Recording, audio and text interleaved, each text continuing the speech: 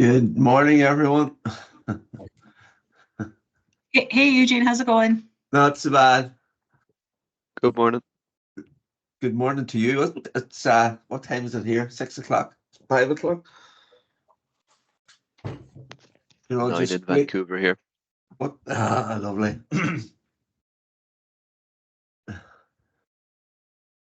Is Jimmy? No, how are you doing? Is the main man on? We're just trying to get Anthony on this second. We're just I think he's shown us been in here, but he says he can't get it. It will just be 2 seconds, get that figured out. All right.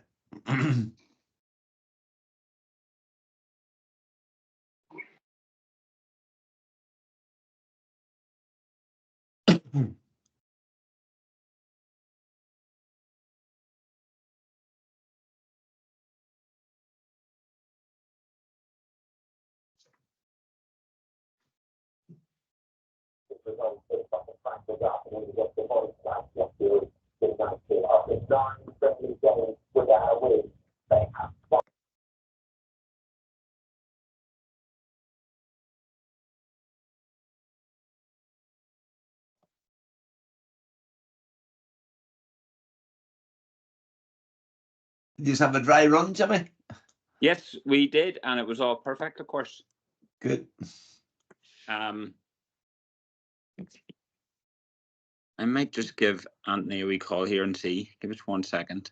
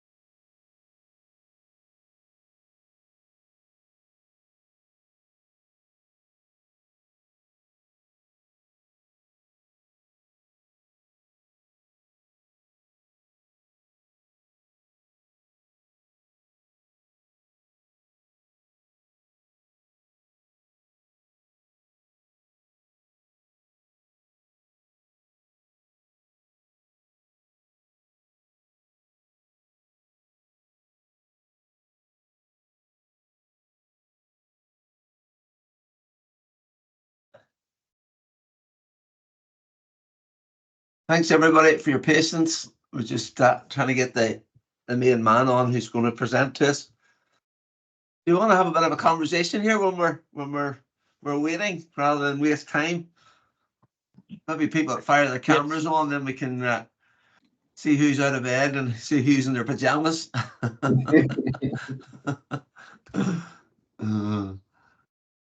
Yeah. Thanks very much, Eugene, and thanks for everyone for joining in here.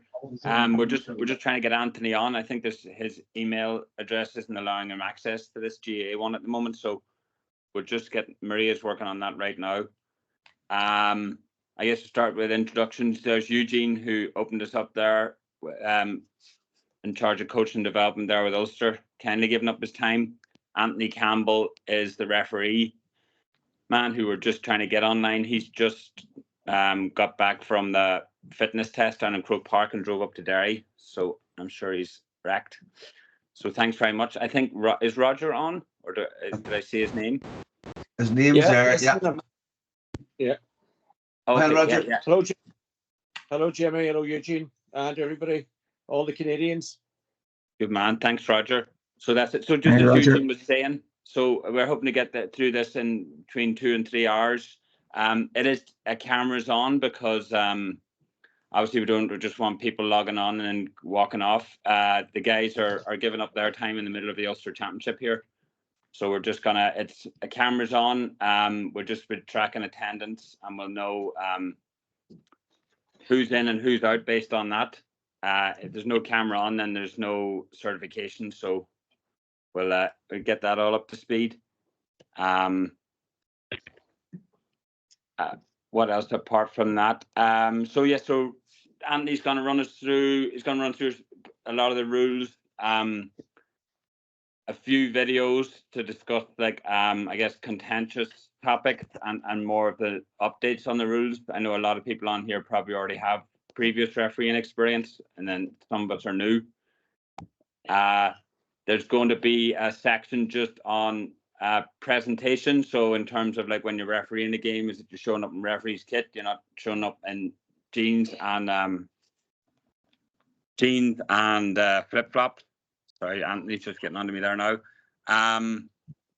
There's going to be a bit on reporting. So we've got our own reporting on the Canada GAA website. I'll be sharing that bit. I'll just shout out Maria. Maria, are you able to get Anthony to share, please? He says he hasn't got share rights. I'm not sure how that works. Thank you. And then yes, he's got a bit of a rules test quiz. I think we're going to run through. If not all of it, we'll get part of it, and then we'll be distributing that ourselves within Canada GAA. So I think that's all from me for now. I don't know if there's any questions out there.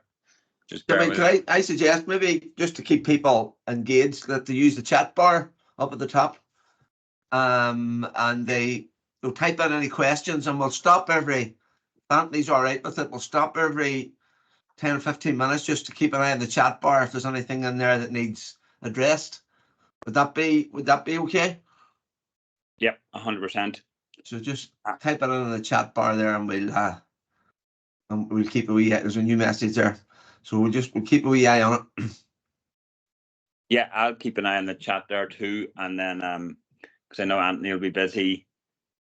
With his presentation, trying to monitor those screens. That's good. Yeah. Ready to go? Yeah. Hello, everyone. I see you. Welcome. Thanks very much for the invite. It's a privilege to be asked to take you for your in-service course. I believe there's some new referees as well. Is that right? Yeah, that's right. Yeah, we've got some. We'll just play along. There's plenty of learning built in all the way through. Hopefully, we'll cover all the topics that Jimmy and Eugene are hoping to get covered.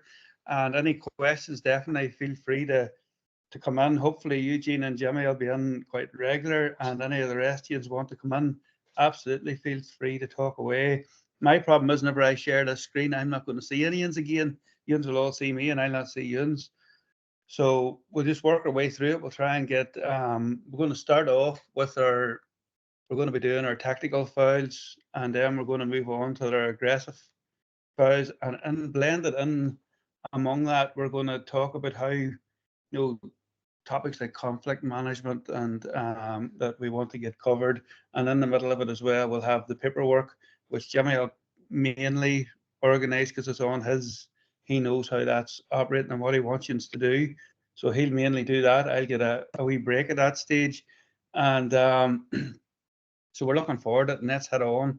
I'm going to just share my screen here now, and hopefully this all goes straightforward enough.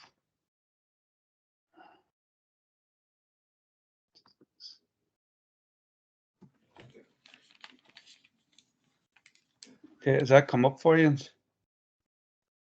Not yet, Anthony.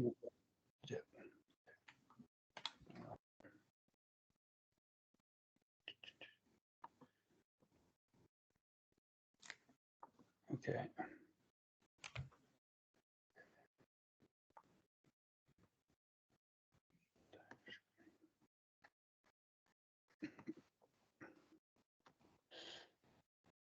How are we now? No. No, not yet. It's just not saying. I don't know if it's the share window or share screen. Yeah. Here we go now. We're looking. Are we going now? You're sharing. Yeah, that's it. Yep, Yeah. that's it. Yeah, principles of fair play. Yeah. Good Okay, job. we're going to start off just with GAA principles. This is what Croke Park outline. That I'm just going to flick it on to start from the current slide here. And okay, so it's reward the skillful player. So skillful players, anyone can feel free to talk during this here, but skillful players come from many different ways. What do we think a skillful player is? Could anyone want to tell me what a skillful player is? No. Someone's got a good dummy. Go Someone ahead. playing by the rules. Someone playing by the rules. Yeah. A skillful player. Anything else? A player that people want to go and watch play. Player someone. What would they want to see? What do I think they'd want to see? All the skills of the game executed well. No, Yeah. no foul play. No, Yeah. no negative, dirty tactics. Yeah. Stuff like that. I mean, yeah. So we always see a skillful player as the lovely left foot and kicking the ball over the bar, but we have to remember whenever refereeing, the skillful players are also the ones who perfect their tackle. They're really good tacklers and they're really good timing for getting out in front, and that's all skills that we need to, as referees, we can't just be looking and say, oh, that's a great point.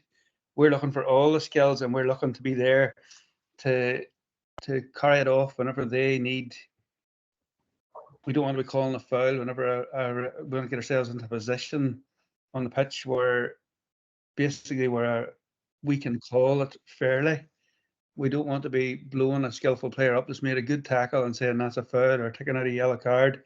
So we want to reward them by being in the position whenever they make that decision, whenever they make that piece of skill. We want to be able to reward that by us being there and being able to read the situation, be able to see that player came out at the perfect time and carried off a tackle and there was no foul. So that's what we talk about rewarding our skillful player. So ensure that it doesn't pay to foul. So nowadays, we see that there's so many coaches that are trained now, they're training the players now to be really, really smart in what they do.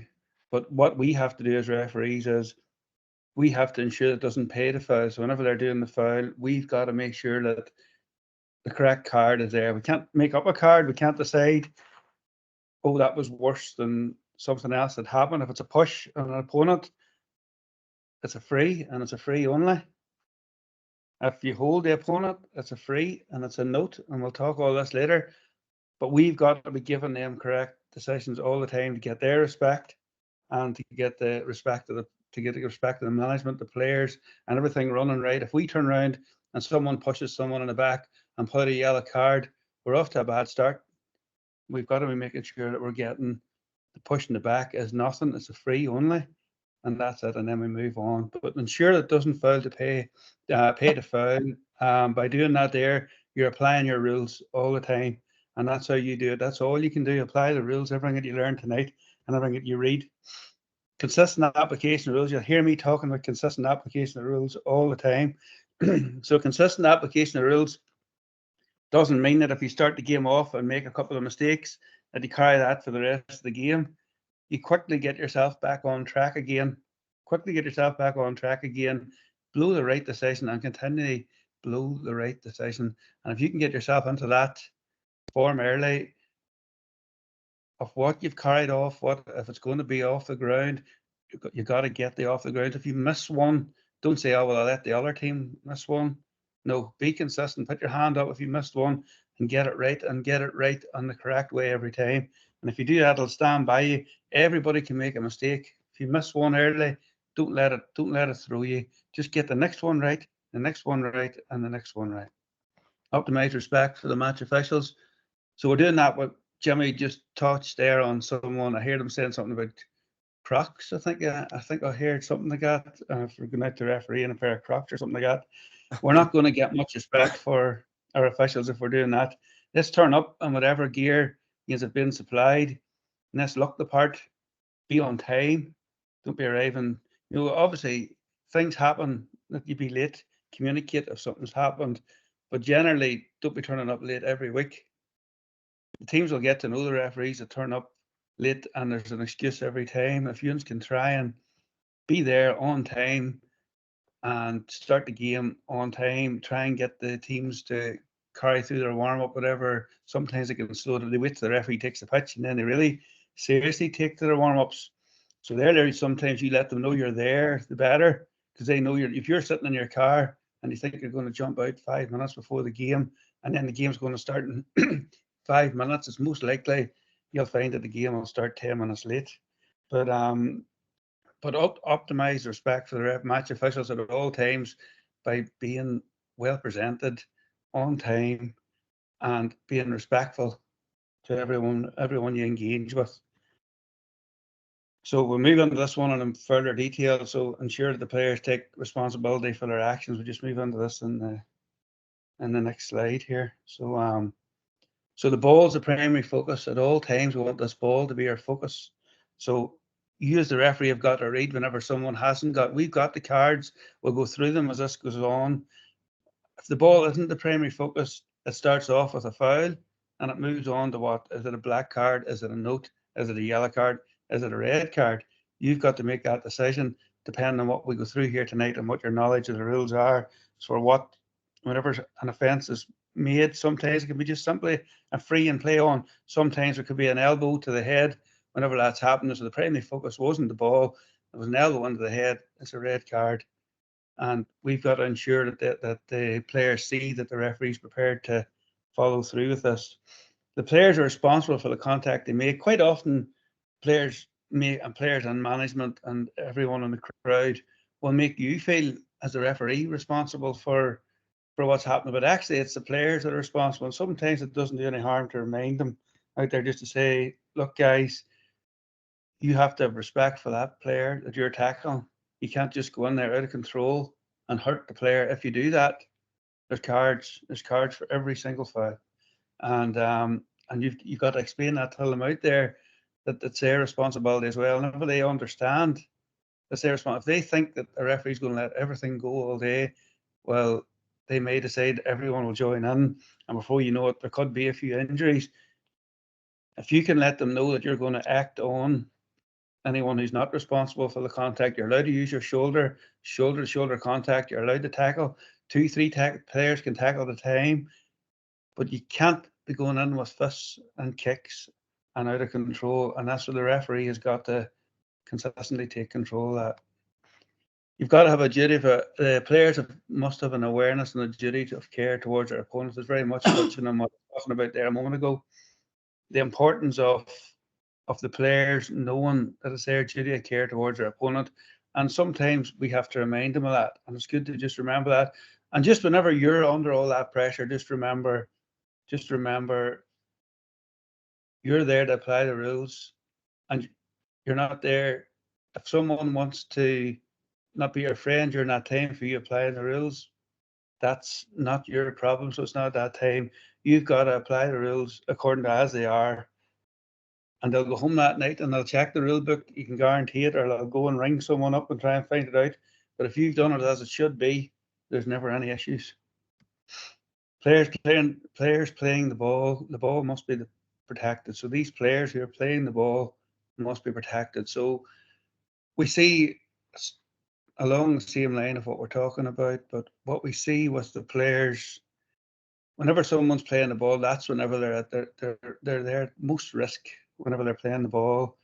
So therefore, they have to be protected. If they're bending down to pick up a ball and you let someone come in with a knee and knock them over just because the game's tight and someone wasn't happy that a free was blew against them 2 minutes previous, it doesn't matter.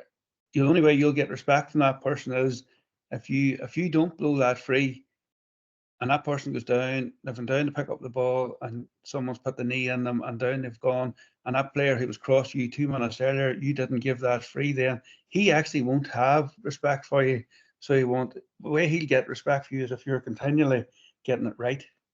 So if you see a foul, blow it. Protect the players that's playing the ball.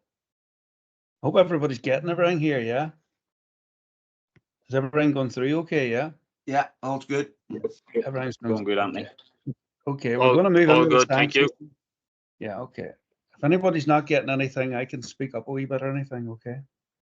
Just, so that we're talking here now about what I'm talking about there a moment ago. So if someone makes contact with someone's head, the person doesn't, the opponent, no opportunity to protect themselves, causes impact or excessive. Contact impact is excessive and causes injury. If the elbow or forearm is part of the contact, you know where these are all heading towards. It's the player making, there's a very big one from last year. I don't know if any Kerry people here in the room, but if the player making contact jumps or is 2 feet off the ground, my own wee hard done county last year, Derry, the All-Ireland semi-final last year, the Kerry goalkeeper actually got away with 2 feet off the ground, turning his backside onto the player and catching the player, and Kerry scored a point from it in an All-Ireland semi-final. When that player makes contact with 2 feet off the ground, it's a minimum of a foul, and the referee's got to decide after that, is it a note, is it a yellow, is it a red, how aggressive it is. Some people would say that could have been a red that day, but it wasn't even a foul. So I say, for everyone that's going out to referee, let's start with getting the foul right. 2 players are 2 feet are off the ground and they make contact with someone, where there's any sort of deliberate action in it, you've got to get that free blown first and then work out after that. I know that's a bit of biasness for me, but it's not really. If the player making contact had a realistic alternative way of challenging the opponent. So realistically, this one here, it's your judgment. It's the referee's judgment every time. You've got to judge it had they got an alternative way. Sometimes there can be contact that nothing could be done, just nothing could happen. It's just the way it happened. And sometimes that can be an injury. It can lead to an injury. All our times, a player, you just know they could have avoided it. And by not avoiding it, they've hurt someone. And you've got to be there to be on, you've got to be there to issue the right card at that time. And usually with any of these here, it's going to be heading towards the red. You're always looking at the direction and the distance covered by the player who makes the contact. So that's really what I was talking about there just before. You as the referee are constantly, someone told me one day that a referee makes, I think someone said it could be somewhere in around 25 decisions a minute or something, even though they only blow the whistle every now and again. They're making that many decisions during a minute. They're covering everything that's happening all the time, overcarrying, off the ground, contact, direction and distance is one of them things that a referee is always looking at. So whenever something happens, give yourself that wee bit of time, think over exactly what you've seen, and then issue the right card. Okay, we're going to move on. We're going to quickly go by this here. It's just the structure of the rules. So we've got our fair play, and it's what we'll be covering here tonight. And then we've got our play, our set play, our scores, our technical, which is what we're doing. It actually says aggressive here, but that's a mistake. Aggressive's the next one, and then we'll do our descent. So this is our technical foul. So technical fouls, to foul the ball or all our foul is not an aggressive or a foul of descent. That's what a technical foul is. Does anyone want to name a few fouls that could be technical? That are technical, sorry. Picking the ball off the ground. Very good. Overcarrying. Brilliant. Brilliant. Throwing the ball. 2 bounces. Excellent. Yeah, we're doing great. 10 steps. Square, Yeah. square ball. Yeah, so square ball. Yeah, perfect. And we will do a bit of work on the square ball later, but because it's one that obviously there's a few differences in it from play and not from play. Anything else? Not being far enough from a free kick. Yeah, that could be, yeah. Look, we're going to go through them all. We're not going to spend much time. It's just good to hear some other voices other than mine. And we're going to go through them all here, and we'll push on here. So we will. So we're going to show how the game should throw in. We're seeing at the moment. This is very, very simple here, and it'll help the players. You know, obviously on a throw in before the game, you're seeing at the moment where some players are giving themselves a run from the side, and they're coming in from the side.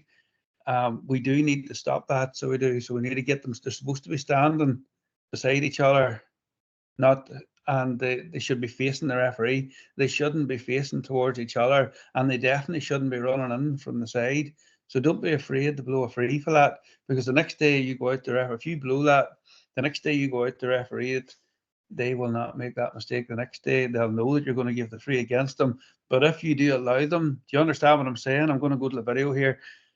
You need them facing 2-on-2 the way they are there, not someone standing 10 metres out to each side or 5 metres out to each side and then running in and holding each other. There's a lot of fouls happening on the throw-in at the moment, and hopefully it'll be nipped a wee bit more as the year goes on. But it's good practice for them. Once them players know a referee does allow holding on a throw-in, or he does allow you to run in from the side and take someone out while his teammate gathers up the ball, they're going to do it again and again and again, and you're going to be in that position. But all you have to do is blow it once or twice, and they'll soon realise. So we've got about just a wee sample video off the throw-in here. Well, you've all got the video okay, yeah? Yeah. Yeah. Just simple and straightforward. And there's another one here coming now.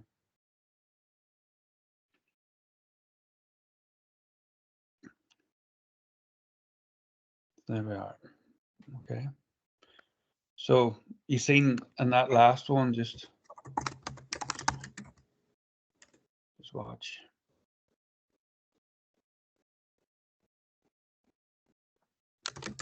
Okay, you see the referee's blowing the free. And that's what we need to see. We need to see more frees. For some reason, now on the football, it's a 45-meter line, 45-meter line. But for some reason, we're letting all go in the throw-ins we are, and we need to get back control of that again. So try and make that good practice this year and Canada and lead the way. This is the hurling. A wee bit of volume in this one. It's through in, so it is. I'm no hurling expert, but we'll do our best with the hurling here tonight, and hopefully it'll all read. So if you want to talk to me about something that would happen for me, I say you're the referee or I'm the referee, and what would happen to advance the ball? Why would we advance the ball during the game? Talking back. Very good. Yeah. Player not retreating from a free. Deliberately not retreating, yeah. Throwing the ball away. Yeah. So descent, we're saying. Really forms of descent. And what about cancelling the free? Why would it change till you would cancel the free? Retaliation. Yeah. And that could lead to Card. Cards. That could lead to a Throwing. card. Depending on what happens, that could lead to a card. And also, why else would you cancel a free? You give a hot ball. Could have been the incorrect decision. You get feedback from. You've given the Play. free. You've given the free to the team, and so I always say in refereeing, when every time we blow the whistle, we don't even please half the people, and sometimes people wonder why you say that, but quite often whenever you blow the free, someone wants more. They're not happy. They want a card, but you know it's not a card. They want, instead of a yellow card, they want a red card, and they give you back. They descent back towards the referee. The referee can cancel the free and throw in the ball, and it won't happen again. It won't happen again. That's taking control of the game. And if you don't take control of the game in them situations, what happens is you're setting yourself up for the rest of the game where everyone's just going to challenge you at every opportunity. So whenever you know you're right, I always say in my own club, I say, I hate to see a referee even shouted at whenever he knows he's right. You can give them a little bit whenever it's grey, but whenever he knows he's right, that's the worst time because the referee has no respect for someone who's given them bad manners whenever they know they're right. So for you can't turn around and verbally, but what you can do is you can throw in the ball. You don't want to get into any sort of confrontations with players, any sort of, you explain yourself at all times, and that's as far as it goes, but you don't get involved in any confrontation. You simply say, I'm not going to accept spoken to the guy there, and you hop the ball. Your actions speak louder than words every single time. Was anybody going to speak there? Thought I heard someone. No. So just remember, your actions speak louder than the words. Your words is the bit that'll bring you down. Now, if someone asks you for an explanation, it's very important to give them that explanation. You give them the explanation, but you quickly run on. You've given it, you've told them what it is, you move on. You don't wait on that player to say, oh goodness, you know what, ref, you were right. Because I tell you what, you'll be waiting a long time. But the best way to get respect for everyone is to answer the question and move away quick. Move fast, get on with the game. Don't get into any sort of a confrontation with them. They will come round in time whenever you consistently are getting your decisions right. They'll come round, they'll get over that and meet you. But if you stand there and chat with them, it only ends up with that player getting more angry. A comment's made, and the next thing it's a black or a red or a yellow card, and it's totally not necessary. We don't want to be doing them things. But if you have to, you have to. But don't lead to, just answer the question and go. Do we understand that? What I'm saying here? Yep. Yeah. Answer the question and go. Okay. But don't say, the players deserve to be told if they're not sure, if they're asking it in the right way, they deserve to be told what it is. But don't wait about for him to say you're right, because you're just giving them the explanation of what you've seen. And trust me, they'll have a lot better respect for you if you do that. It's great practice. Okay, we'll just move on here to kick out. We're just going to do the wee video, which I've probably all seen from the changes. So we'll just watch them and then it lets us see the kick out, and then we'll talk about the most latest change that came in last year.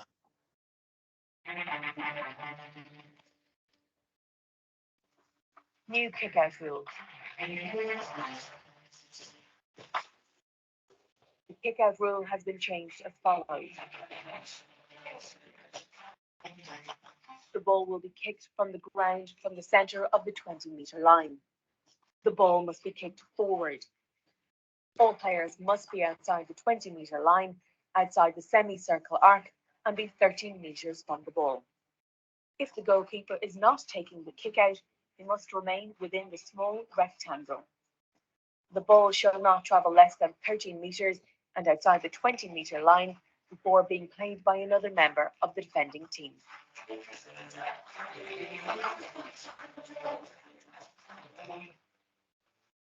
A further change was made at GAA Congress 2020, where a player in direct receipt of a kick-out may not pass the ball to his team's goalkeeper without another player playing the ball. A breach of this rule would be a technical foul by the goalkeeper. Under the new rules, this would be a free against the goalkeeper.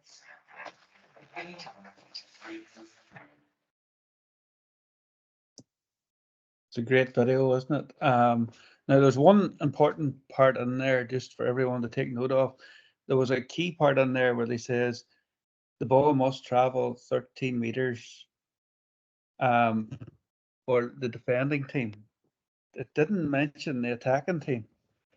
So what we have to keep in mind is that the attacking team can go in. So if a kick out's taken and it goes a little bit short inside the D, the attacking player can go in and win that ball and can actually run through and go and kick it in the net or whatever. But the defending team, what happens if the defending team goes in and gets the ball? Does anyone know? Free in. No, if the defending team goes in to get the ball, it'd be a hot ball, okay? So it's a hot ball. If a defending team goes in, it'll be a hot ball. Now, if the ball had been passed back to the goalkeeper, you were right, and that's probably where you're coming from there. If it had been passed back to the goalkeeper, that's actually a free in now. So if that first pass goes back to the goalkeeper, it was covered in there. But for this one here, it's a hot ball. So it's just important to remember, because we're quite quick to hop the ball in that position. But actually, if a kick out goes short and not outside the D, and the attacking player is actually entitled to go in and get it. So just keep that in your mind at all times. I don't know if everyone knew that, but it definitely can catch you out. Did you get that? Anthony, if that kick out goes short, can the keeper kick it again? The keeper can kick it again, but the keeper can absolutely kick it again. Yeah, the keeper can kick it again off the ground. Can't collect it, but can kick it again. Yeah. Thanks. You okay? So the keeper can kick it twice in a row? Yeah. Wow, didn't know that. Yeah. So the keeper can kick it. Has that always been the rule, or is that a change relatively recently? That's been the way. Yeah, the keeper can kick it. Yeah. So if the It's been keeper, a long time, I never knew that. Yeah.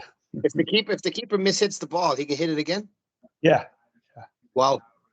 Yeah. I didn't know that. I thought, well, I'd be throwing it up, or Yeah, so would I. Yeah. Okay. Yeah, sorry, I have a question about the goalkeeper kicking the ball. So, because originally for a kick out, the ball has to be stopped. But if the keeper just miskicks the ball and it's rolling, he can strike it a second time. Yeah, he can. Yeah. Okay. Yeah, he can strike it again. So he can strike it again. It never really happens. Usually the kick out, what happens is it goes short. It goes short to, you might find it in underage or something like that. But it never really happens. What happens is either the defender or the forward comes in. So if the forward comes in, he can play on. If the defender comes in, it's a hot ball. And that's the key one to remember. Yeah. That's the key one to remember. Now, and also remember now, we have the pairs now on the kick out to bring the ball forward till the age of the 13. We can bring it out to the edge of the D now. You have the Ds in place, yeah?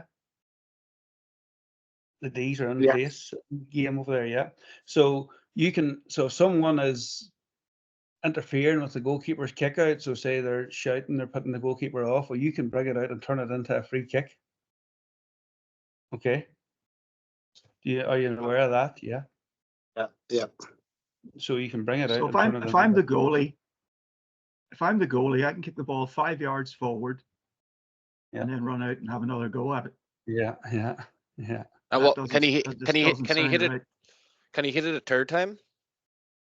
Yeah, absolutely. So but I imagine at this stage he's going to be completely. By the time he gets the third time, the time he gets the second time, they're going to be on top of him. So yeah, but essentially he can basically soccer pass it to himself, and he can actually dribble it out on the ground without picking it up and play it like that if that's the case. Wow. I'm staggered by that. But, Say in a minute. Okay. So Anthony, I just have a couple of questions regarding the penalty or the free positioning on a couple of scenarios. So if a keeper receives the pass back from the kick out, can you clarify, does the kick out or the penalty take place from where he receives it back, or is it from where the lines?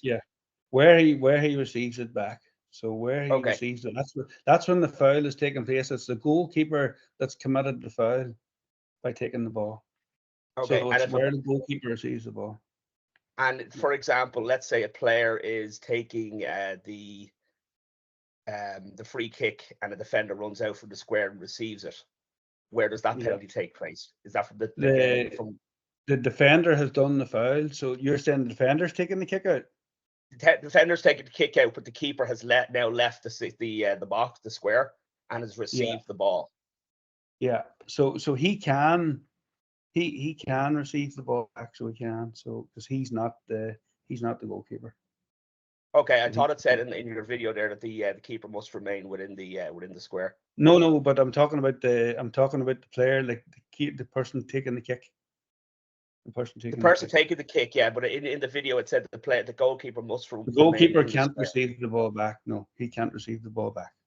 Right. So if he does receive it, he can't give it back. Yeah. Can he run out and receive it? I think is the question, really, isn't it? Can he run out of the 6-yard box and receive it outside the 20? He needs to be another pass before the goalkeeper can get the ball back. So before No, no we're, matter we're what, talking about, the question is about when the goalkeeper is not kicking the ball out. Right. Yeah, So no. it did say in the video the goalkeeper has to stay in the 6-yard box.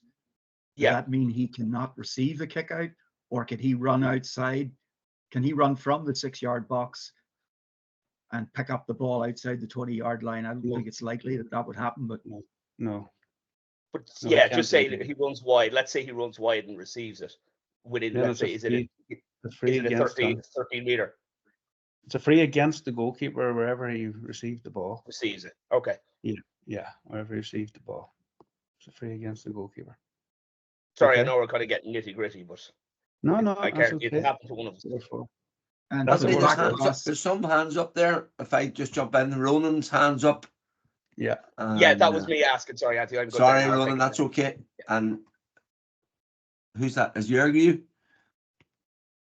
Yeah, I have another question. So is if there's too many noise around. So we just learned the keeper can kick the ball twice. Is it the same thing for any player taking a free kick?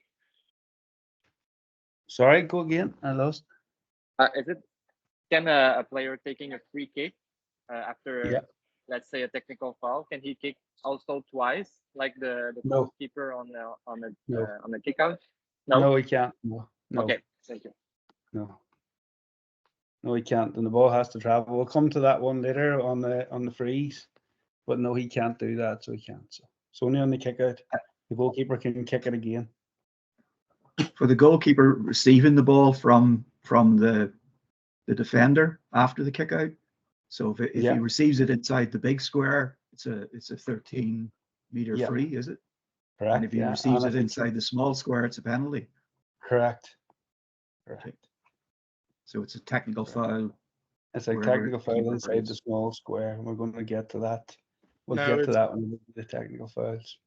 If somebody other than the keeper is taking the kick out, can that player who's taking the kick out receive the ball again? Yeah. Or is he then counted as the goalkeeper if he's taking the kick? He can take the kick back. Okay. He's not the goalkeeper. He's never the goalkeeper. Until he puts the jersey on him, he's not the goalkeeper. So he doesn't get the purse of the goalkeeper until he puts the jersey on. And whenever you got to wear the different, to be the goalkeeper, you have to wear the other jersey. Are you happy? What would the situation be that the goalkeeper wouldn't be taking the kick? Is it just that the goalkeeper he could be injured? He could be injured. He mightn't have a good kick. He may have picked up an injury, and he may not have enough players to bring on a sub. He may deem himself good enough to play the game, but not able to take the kickouts, and it does happen time to time. Okay, and say the defender that's taking the kick, he's not able to take it out to the 20-meter line like the goalkeeper. It has to be in the rectangle box, or does he have the same kick it from the same spot? 20 meter, same spot, and off the tee as well. Same. Yeah. Okay. Yeah, off the tee as well. That's all the same. Are you happy? Well, you're going to see a lot more. There's a lot more clips. There's a lot more stuff coming. So we've talked about a lot of our fouls. So what you've done here is all your questions. You've actually listed a lot of technical fouls by the defending team, and what I done, I suppose I brought in a wee bit early just to say that the defending team comes in on the kick out. It's going to be a hot ball, but the attacking team can actually come in. And I think it's important to remember that rule, just that they can come in. So what I would always say to my own teams and my own club here, what's a win for if the keeper hits it short? A hot ball is a good result. Go in and get it, give away the hot ball, and try to win the hot ball.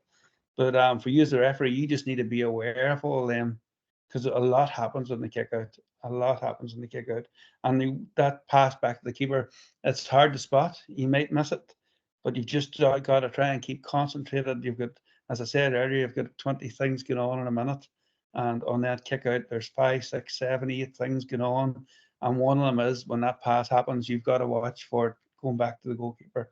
And where it happens, does it happen inside the big square? Does it happen inside the wee square? You've got to be there to make that judgment. So you have. Are you happy? Yeah, all good. Yeah, Maybe all not. Yeah.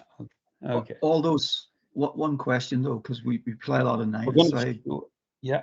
on soccer fields in Canada. Presumably all those rules are exactly the same for nine-a-side on a smaller field. Jimmy, I maybe need your help there just to clarify. So what I've seen is most of the smaller side tournaments, I think, actually kind of issue their own rules regarding the kick out, and I know that the attack and mark isn't played in all divisions. So I think once we go down to the smaller side of games, I say that's mostly in junior level. We do adapt them rules, so it should be set out by the CCC of the divisional board or the club that's hosting it. Yeah. So yeah, I mean it's an important thing just to get all your referees, if it is like whatever it's the Montreal tournament or Vancouver Island, make sure all the referees and players like that those rules should be issued on the mark and the kick out in particular, I think, and then even substitutions. I know we even play there's rolling substitutions a lot in the junior levels too, just to make sure if we're going that they have to come on at the halfway line and the leaving player has to have departed the pitch, because I guess we've all seen where people just throw on 3 people and then the subs sort of still play for 5 minutes and then wander off. So yeah, those are more localized rules that should definitely be established and sent out to everyone, refs and players, before those tournaments.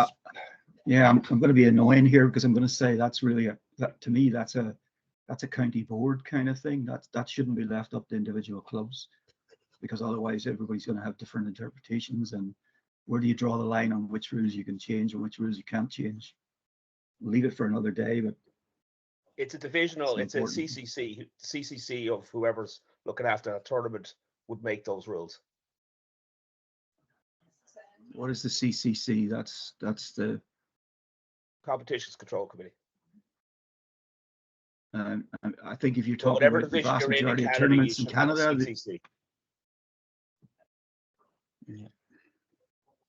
Okay. I think what Jimmy's trying to say there is that in the CCC, which runs your competitions, they can make a local, they can make a rule as in an area. So within the whole of Canada, I'd imagine the rule would be made whatever you decide. Would I be right in saying that, Jimmy? Yeah. No, I think that's not what we're saying. That's what I'm saying should be the case, but that's actually not what's happening. No. There is divisional CCCs. Sorry, this is Ronan from Vancouver. I was chair of the CCC last year. There is divisional CCCs around Canada. It is their responsibility for running the tournament and making the rules. Okay. Well, that's the way you do it. That's fine. Can you communicate to people in Eastern Canada who... Guys, I think you're taking it out of context. It's officially not a 15-a-side game. So they have to manufacture the rules to that system. My point is the rules should be standard for nine-a-side. Nine-a-side's played at World Games as well. It should be standard across the world. It shouldn't be up to individual divisions. Bring that up next year at the Canadian board meeting. Yeah, that's where you bring that up. Not now, this thing. All right. Yeah, I think you're going to bring that up. Okay, fair enough. We're going to move on. We're going to move on because something out there, just ratify it with the county, with the county board, and get a decision made. And as I imagine you've got your reasons for whatever way it is, and just get the explanation out, and then we move on. This is just a kick out here, showing how it should be now. They routinely turn to, particularly in big games when it's still tight in each one of them, to bring in fresh legs. So we see teams level for the second time, and then moves out, and away we go. Once again here, this time with Shane Ryan, out as far as Jason Foley and Tom. So okay.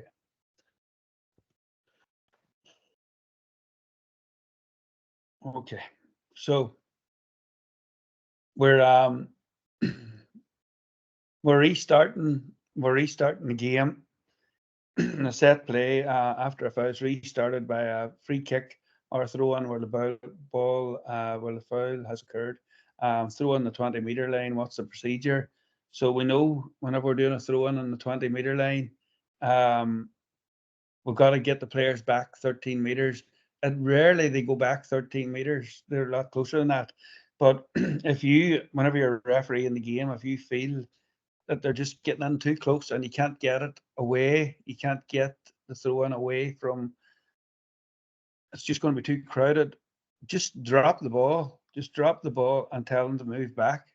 You know, because they're just going to keep coming in. So you referee, and you just got to just show them that you're not going to throw the ball in until they move back. And then once they move back, very quickly get it in. Very quickly get it in and nearly catch them out, if anything, whenever they're moving back, just to get the game going again. But you don't want 20 players going in on top of a throw-in. It's very, very important. So look, 45 meter for those that are new. A 45 meter is awarded when the ball goes off a defending team. It's a 45 meter kick till the attacking team then. So it is sideline kick. It's all very, very basic here. Sideline kick is awarded when the ball goes over the boundary and the sideline. We've got our procedures, okay? So when a ball touches a non-player during the play, so what do we think?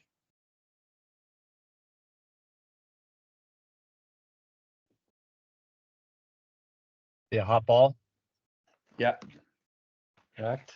And and then from a ball touches a non-player from a free. Now remember, this is a non-player. Retake. Retake. Correct. Well done. Well done. The ball prevented can over the boundary line by a non-player. I think of the first answer.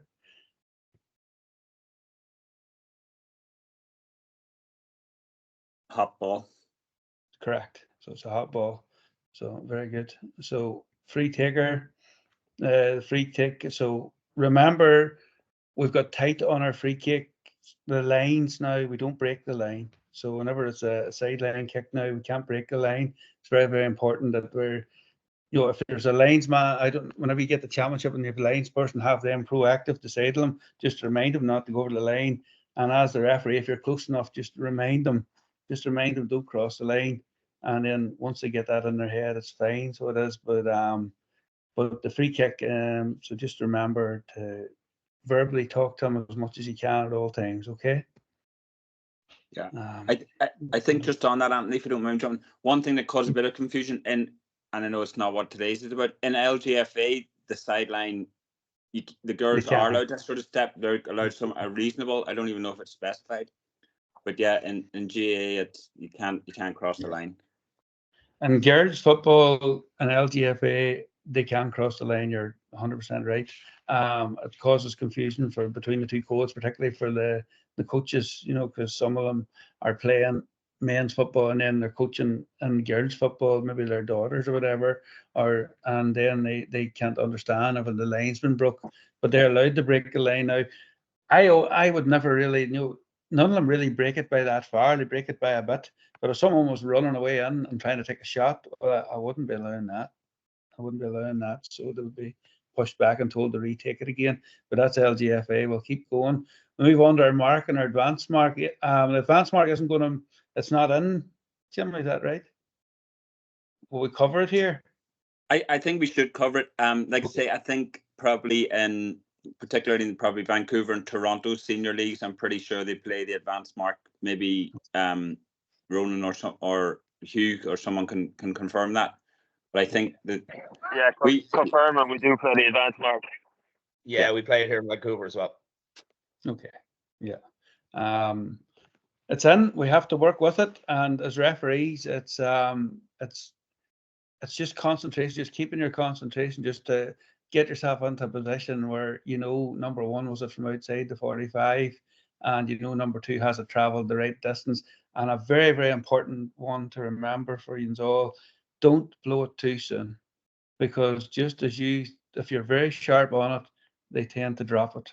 Just as you've done that, the one day that you'll blow it a wee bit sharp, you'll be quick in the whistle. Now I'm more certain it'll spill out of the hand. Give it a wee second just to make sure they secured it, and then give your toot to the whistle. Now I want to go through just the award and how this goes about, because some people don't fully yet understand exactly the format of how it works, but we'll get that all in here as we go along here. So this will all come in after we do this video. Okay, so we can enjoy these videos here. Okay.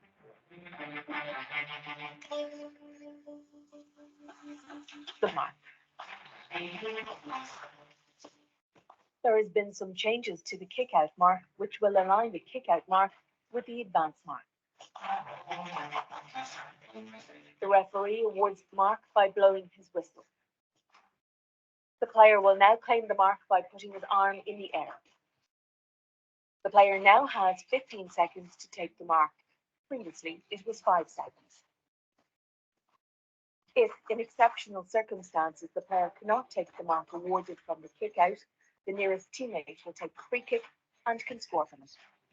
The defending player must retreat 13 metres from the taker. Previously, it was 10 metres. The kick-out mark is also designated a set play.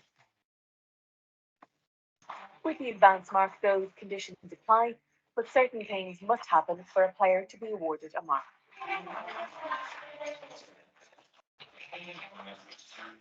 The ball must be kicked by an attacking player, not from a set play, which is a kick-out mark, sideline ball, or from a free.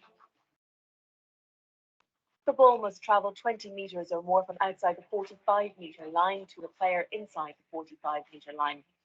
The ball must be caught cleanly without touching the ground. A defender can claim a mark also. The referee awards the mark by blowing his whistle. The player claims it by putting up his arm. If the player claims the mark inside the 13-metre line, the ball must be taken out to the 13-metre line directly in line where the mark was awarded.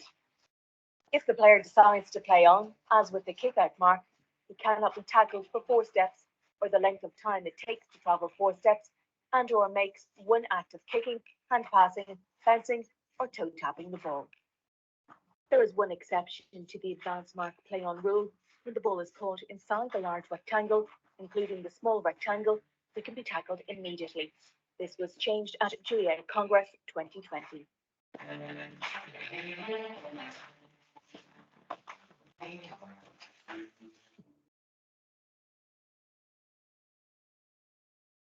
There we go. It's clear as crystal, hey? But again, it's very, very important whenever you're doing the mark, just to give yourselves that second and to follow the procedure. So you award the mark. The mark isn't awarded until you, the referee, award it. The player puts his hand in the air to accept the mark, and then he's got 15 seconds now as opposed to 5 to take it. Now, what if a player catches the ball, you award the mark, and then he puts his hand in the air to accept it, and then he decides, you know what, I'm going to play on here. What do we do then? Go for it. Don't worry. This is somebody give me an answer. Bring him back. You bring him back Correct. to the start, what? Correct. Hot Make him ball? take the mark. No, not a hot ball. Bring him back. So, not a hot ball. So it's correct to bring it back and make him take the mark. So just remember that at all times. You can find yourself in a position where you find yourself thinking, oh, do I have to hop the ball here? Do I have to give a free against him? No. If he puts his hand in the air, he must take the mark. And if he passes that ball on, the ball goes and passes that ball on to someone else, take that ball back and make him take his mark every single time. With 15 seconds, it's a long time now. Okay, you happy with that? Yeah. So it just gives you clarity on that there, so you're not confused every time that happens. If you've given a mark, if a player puts his hand up to take the mark, he accept the mark, he must take the mark no matter what. He must take it. Okay. Happy? Yeah. Yeah. Okay. Okay, we're gonna. So here's how it lines out. So that's our kick out, clean catch, on or past the 45-meter line, awarded by the referee. The options are take the free kick, play on immediately. So here we go. We're going to show a few examples. Okay.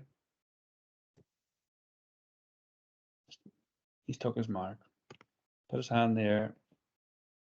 The referee had already blown, and he takes his kick. It's straightforward, but you just got to be aware. Just for them 1 or 2 times when it doesn't go right, you got to know what to do. Anthony, just a quick question there. In the inside mark, is there a distance? I know it's got to be. Oh, you got to be in the 45, right? Yeah, it's travel 20 meters. It's got to. So it's got to be roughly 20 meters. So if somebody's close to the 45, they kick it into the corner. We're not. It's we're got to not be out 20. with, we're not out with a tape measure, but it's approximately 20 meters. You know, it's hard to. Roughly, Same yeah, as yeah, the yeah. 13 So if it's meter. less, you know, it's less yourself, right? Yeah. So it's got to travel out there before you award it. There's times that, well, you mightn't get that just exactly spot on every time, but you're just using your judgment as best as what you've seen. And if you honestly thought it was the right distance, give it. And if you don't think it is, don't give it. Make him play on. If he wants a mark, don't blow for it. Now you've got that time before you have to blow him for overcrying. You can say, play on. I haven't given a mark. Use your voice at that time to help the player, and he'll appreciate that help so he will. And then you can discuss it afterwards. And if you haven't had to blow him up for overcrying, because if he stops, you say, come on, play on, and just communicate with him. Communication's the #1 key in refereeing. If you can get that communication going to the players, they'll trust you all the way. So they will, whenever they know that you're communicating with them and they can trust what you're doing. But so in that situation, if it's possible, you're close enough, just say, I haven't blown it, and give him that chance before you have to. Don't immediately blow him up over carrying whenever he's still got a couple of seconds left, because 4 seconds is a good bit of time. So it is. Sorry, I'm a hurling man here, so I'm just catching up on this advanced mark rule. You can only call the mark inside your own 45 or inside the opponent's 45. It can't be like Defenders can call the mark. Okay. Defenders, So it's always inside the 45 for the attacking mark, and it's always between the 45s for the defensive mark. So if you can, for the kick out mark. So if you can remember the kick out marks, between the 45s, the attacking mark is always the 45. So if a defender catches the ball inside, say an attacking player has kicked the ball inside the 20-meter line or whatever, it's traveled the 20 meters past the 45, and the defenders can claim a mark then. So quite often that happens whenever it's inside whenever it's quite near goal. Sometimes a player will protect himself by putting his hand in the air and taking a mark there just to relieve the pressure of in and around the goals. So just you have got to be on the spot to blow that whistle. You've got to be on the spot to blow the whistle so he knows he's got it, and then he puts his hand there, and then everyone gives him that. He's got time then to play the kick and calm down. It's nearly like a kick out, so it just calms the situation. Okay, so you can't like cross-field ball to your own teammate and in the same area of the pitch, basically. Yeah. You can't do it. You can't be doing it to your own team. So you can't as a defender. The defending team can't. If you understand, if you've got the ball in your team and you kick it back into your own defense, that won't be a mark then. If you kick the ball from the halfway line back inside your own 45 and one of your defenders and the attackers catch the ball, that's not a mark. It's only whenever it's kicked forward by the team that's attacking, then it can be an advanced mark, or it can be a defensive mark, whoever's caught the ball and it's done everything it's supposed to do. So we're just going to do a wee bit on the throw ball here now and a few other technical fouls, just show a few videos, and we're moving by this into aggressive fouls very soon. So you can see clearly here, I'm just going to show you the game, just threw the ball, just with 2 hands, he just threw the ball. Referees have probably got slack at this one over the years, but it doesn't mean you go looking for it. If you clearly see someone's throwing them 2 hands, the 2 hands going forward is a telltale sign every time. But and it is quite tight, and then remember it has to be underhand. No, you can see my hands, anyone. You can't be hand passing the ball with your fingers pointing upwards. It has to be down or to the side. You can't be hand passing with your fingers pointing up to the sky. So it has to be down below. And again, that's a difference. Just to do LGFA, they can do any sort of hand pass. Their hand can be anyway. Okay, so if you are doing both codes, just remember that. Don't blow anyone up in the girls' game for up, but in the men's game and the boys' game, the hand needs to be down. Okay, we'll do a few more of these. This is just not, this one here is taking the free from the wrong position. It's just showing how someone's, so in the inter-county, the referees are told to get away over here to watch the square. They man the square, so they're not that close to where the taker kicks the free from. So quite often what you find is it's quite easy for someone to steal yards. So that's where the lines person goes in useful in inter-county, because what the referee has to do is tell the lines person, keep them there, tell them, and make sure that they're taking it from the right spot. Whenever it's the club games, you don't really move in just as far because you're on your own and you're trying to view, did it go over the bar? You've got so much happening for yourself. So therefore you're a wee bit closer and you can tell the player that's where you're taking it from. And like, you don't want to be petty, but they can't excessively steal yards, particularly whenever they're going into the winds, and particularly when they're just outside their area of what we're comfortable shooting is.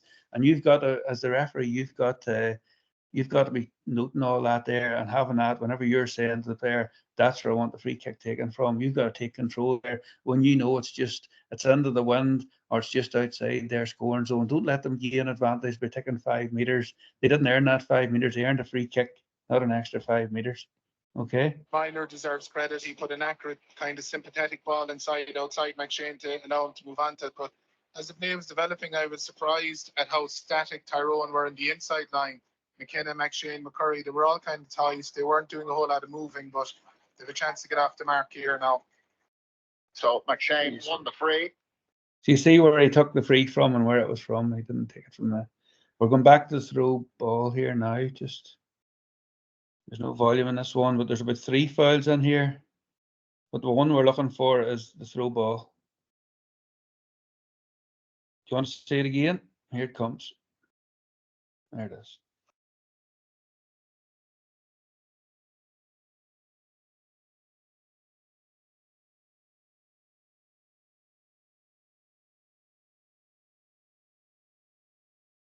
Okay.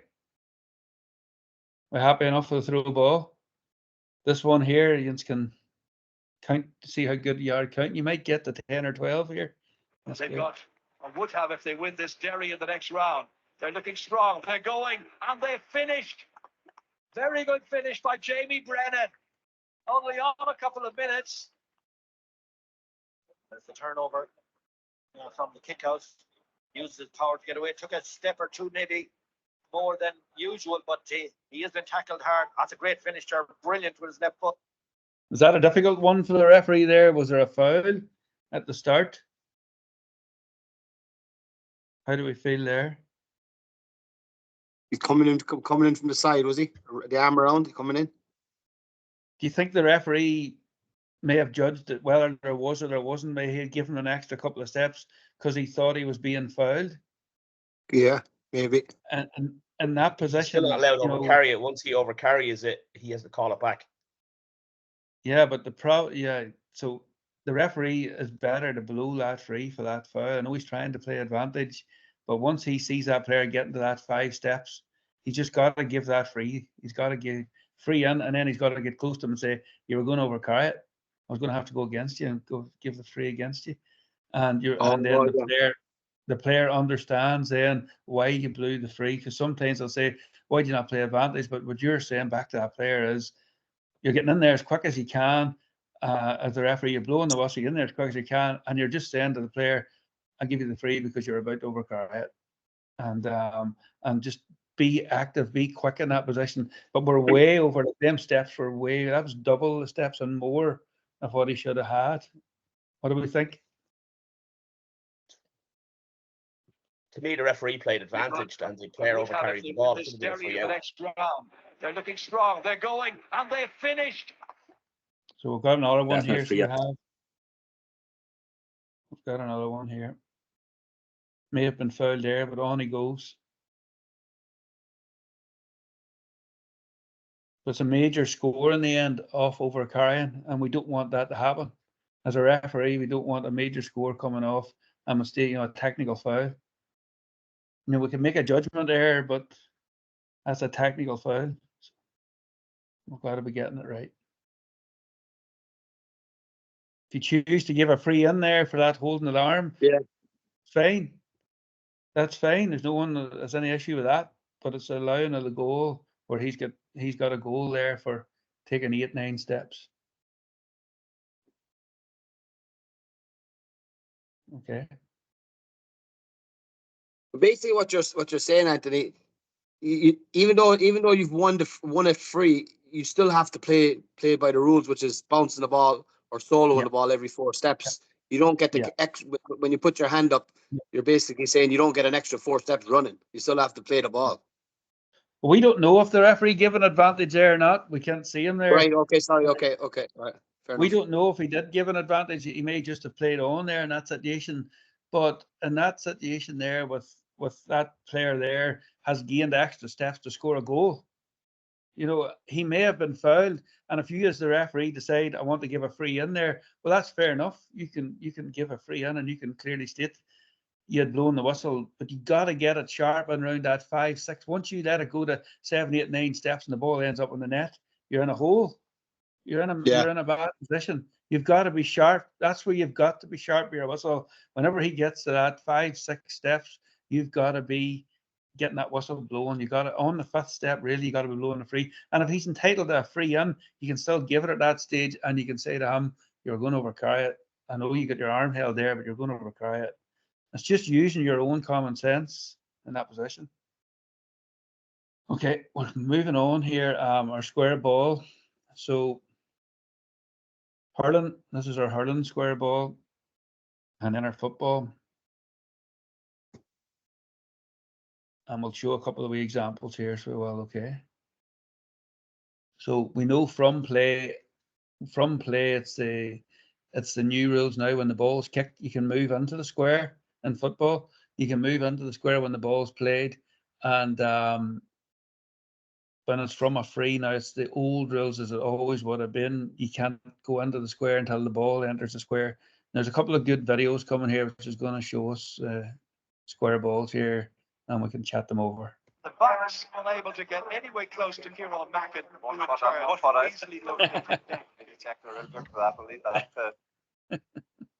We'll go again.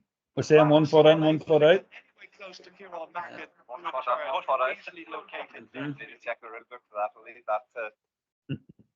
That's he's in the square. Yeah. Yeah. The Bucks unable to get anywhere close to Kieran Mackin. Easily located. Here we go.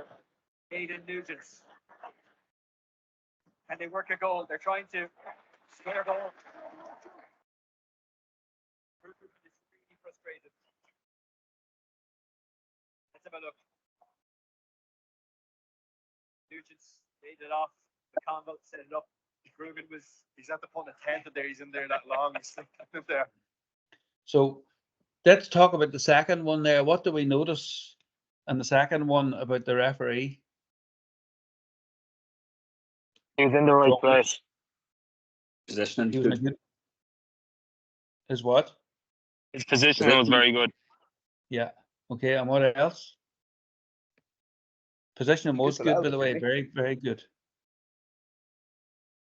What else did he do good? He disallowed it. Yeah, but how he was absolutely 100% assertive. He had that ball, he had that whistle blowing the time that ball. He didn't wait till it hit the net. He had that whistle blowing really, really quick. He's a really hard working referee, and he got himself into a great position to view it. And he backed himself. We always talk about backing ourselves, and if we know, and this is every referee that referees a game should always back themselves. Aidan This Nugent. works. And they work a goal. They're trying to So quick. square a goal. So quick. Frustrated or not, it was so quick. He at 100% knew he was right, and he blew it, and away we went. And here we are watching it in a video. Probably this video's here for everyone to see across the lands, to see how a square ball should be blown. And that's how we do it. We believe, we see what happens, and we trust ourselves. We trust what we've seen. The amount of times that you'll be refereeing, and you'll think to yourself, did he bounce that ball twice there? And the next thing, no one says anything, and play goes on, and it just goes by that stage, and someone says, "Ref, that was 2 bounces." And you go, "Jesus, I thought it was 2 bounces, right enough there." But no one shouted for it. That's where you got to trust yourself and be assertive, and know that you've seen them 2 bounces. Know that you've seen them in the square. Know that you've seen a hold. Know that you've seen a trip. And that's, you've got to be assertive and believe them eyes that you have do see it right, and trust them, trust yourself, trust your judgment on what you see at all times. Down on goal, he has Aidan Mellon over the far side. This is a great chance. Fanning is off the line and it's kicked across and scooped in, but I'd have to suggest that that's been the most obvious square ball I've ever seen, I think, JJ. Yeah, it has to be a square ball. I don't think there's anyone, there's very few goalkeepers as good one-on-one or as brave as what Mark Fanning was. And, you know, Fergal Whiteley may have been better to go himself. I know you'd often say, listen, pass it to the man in the better position, but when Fanning gets a chance to come out, he's coming out and he will come and he won't be looking to self-preserve or anything like that. But like, it has to be a definite square ball. I mean, if he's standing a yard from the line when he tapped the ball in, so unless he's as quick as you were saying, Bolt to run in, there was no way he ran in for that distance. Unless the ball was already in the square when it was played across, I don't.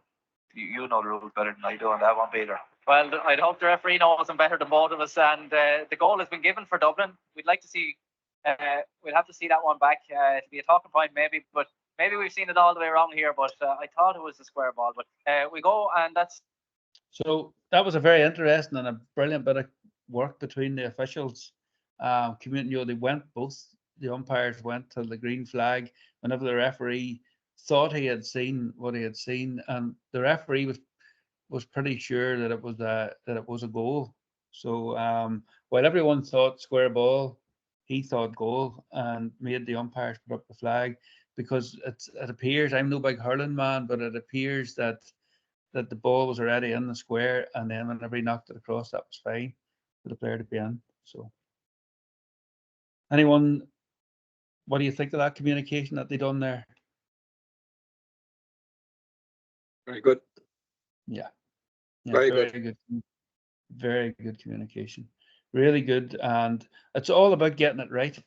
Take that bit of time if it's needed. Talk over what you've seen. Ask the umpire. Now, it's only whenever you get neutral umpires, you might get that often. But it's the same. And if you're refereeing and something happens, it's a penalty, and you've had to give a penalty, and you're making your mind up, as a red card, as the yellow card, give yourself a wee bit of thinking time. Give yourself that wee bit of time just before you think it over exactly what happened, and then make your decision. If you need that wee bit extra time, take it. Don't rush into getting it wrong. Just get it right, okay? If you need that wee bit extra time.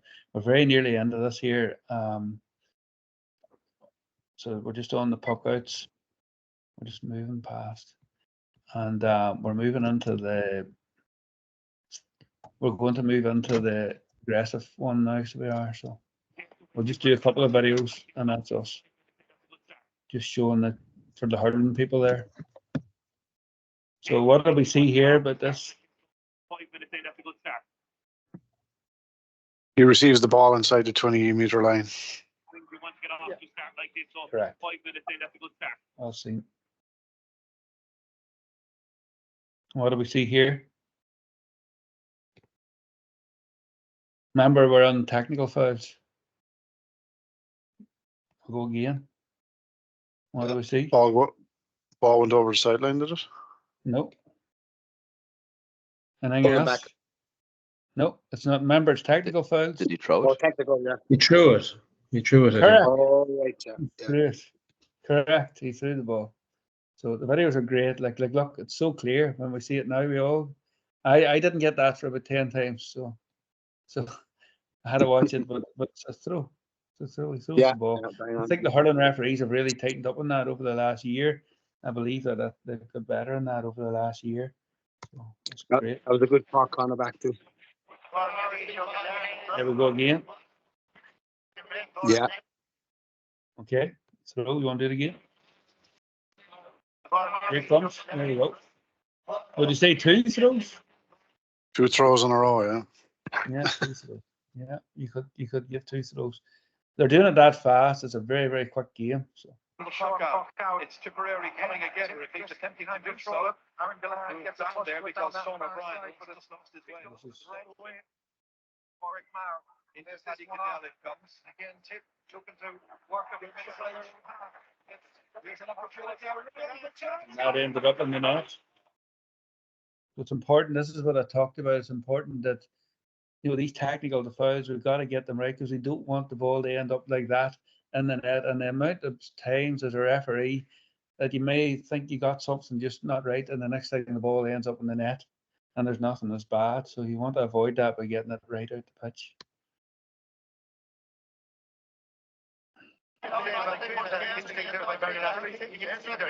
What do we see here? 10 steps.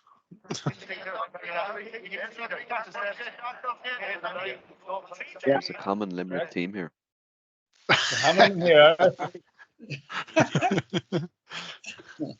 These Crook Park ones don't like them. Here we go. Draw.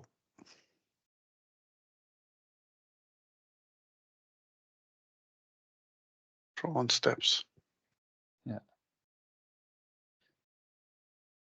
We see the foot for the penalty. See where his foot's at there? Inside the line. Inside Oh, the yeah. line. We're trying to stop all that now. For all Anthony Nash. No, it's all his fault. Yeah, it's all his fault. So well, it's a bad situation here, but it ends up picked to the ground.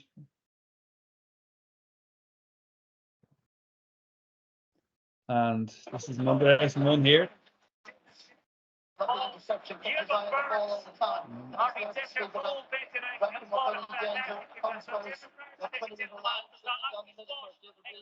just the end.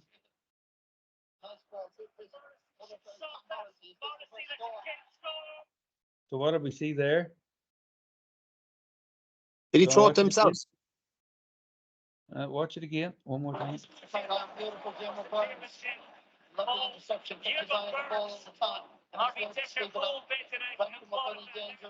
Yeah, he threw it himself. Well, He catch it 3 times. Yeah, 3 times. 3 times the hand, and where did it end up? It ended up a Over the score. bar. So we want to avoid that. I want to avoid that. We don't want to be caught out with them. We don't. So this is just showing us the situation for penalties, where everybody sets themselves. So it's taken from 20-meter line right in the center. This is the defending team. This is where they can go. So the goalkeeper, and then they can go round the D. The attacking team. So they've got the taker here. They can go around the D as well. And team, the goalkeeper.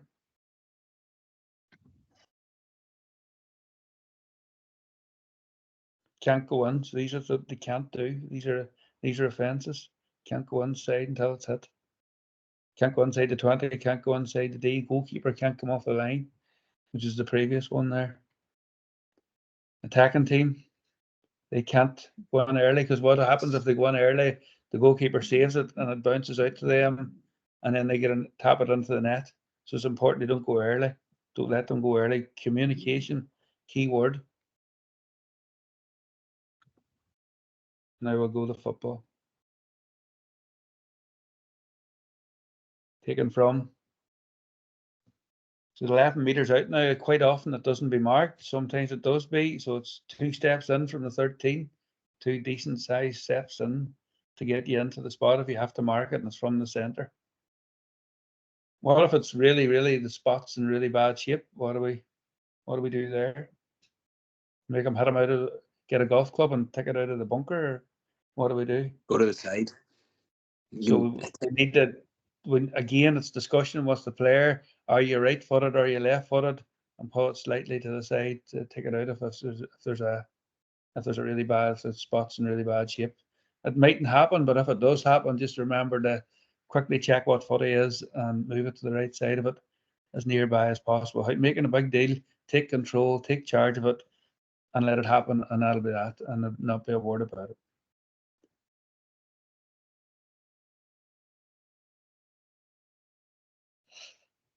Their attacking team, that's where they can go. Goalkeeper can't go off the line. This is what defenders can't do. Goalkeeper has to stay in the line. Again, communication. Communicate with the goalkeeper. Tell him you must stay in the line until the ball's kicked, and the players can't gain advantage by running in too soon. Someone will give themselves a bit of a run up and try and time it. We can't. There's no rule to say they can't do that. They can start the same distance as the taker, the person taking the kick. They can start that distance back outside the D and have themselves a head start whenever it's kicked, and that's fine. There's nothing to be done about that.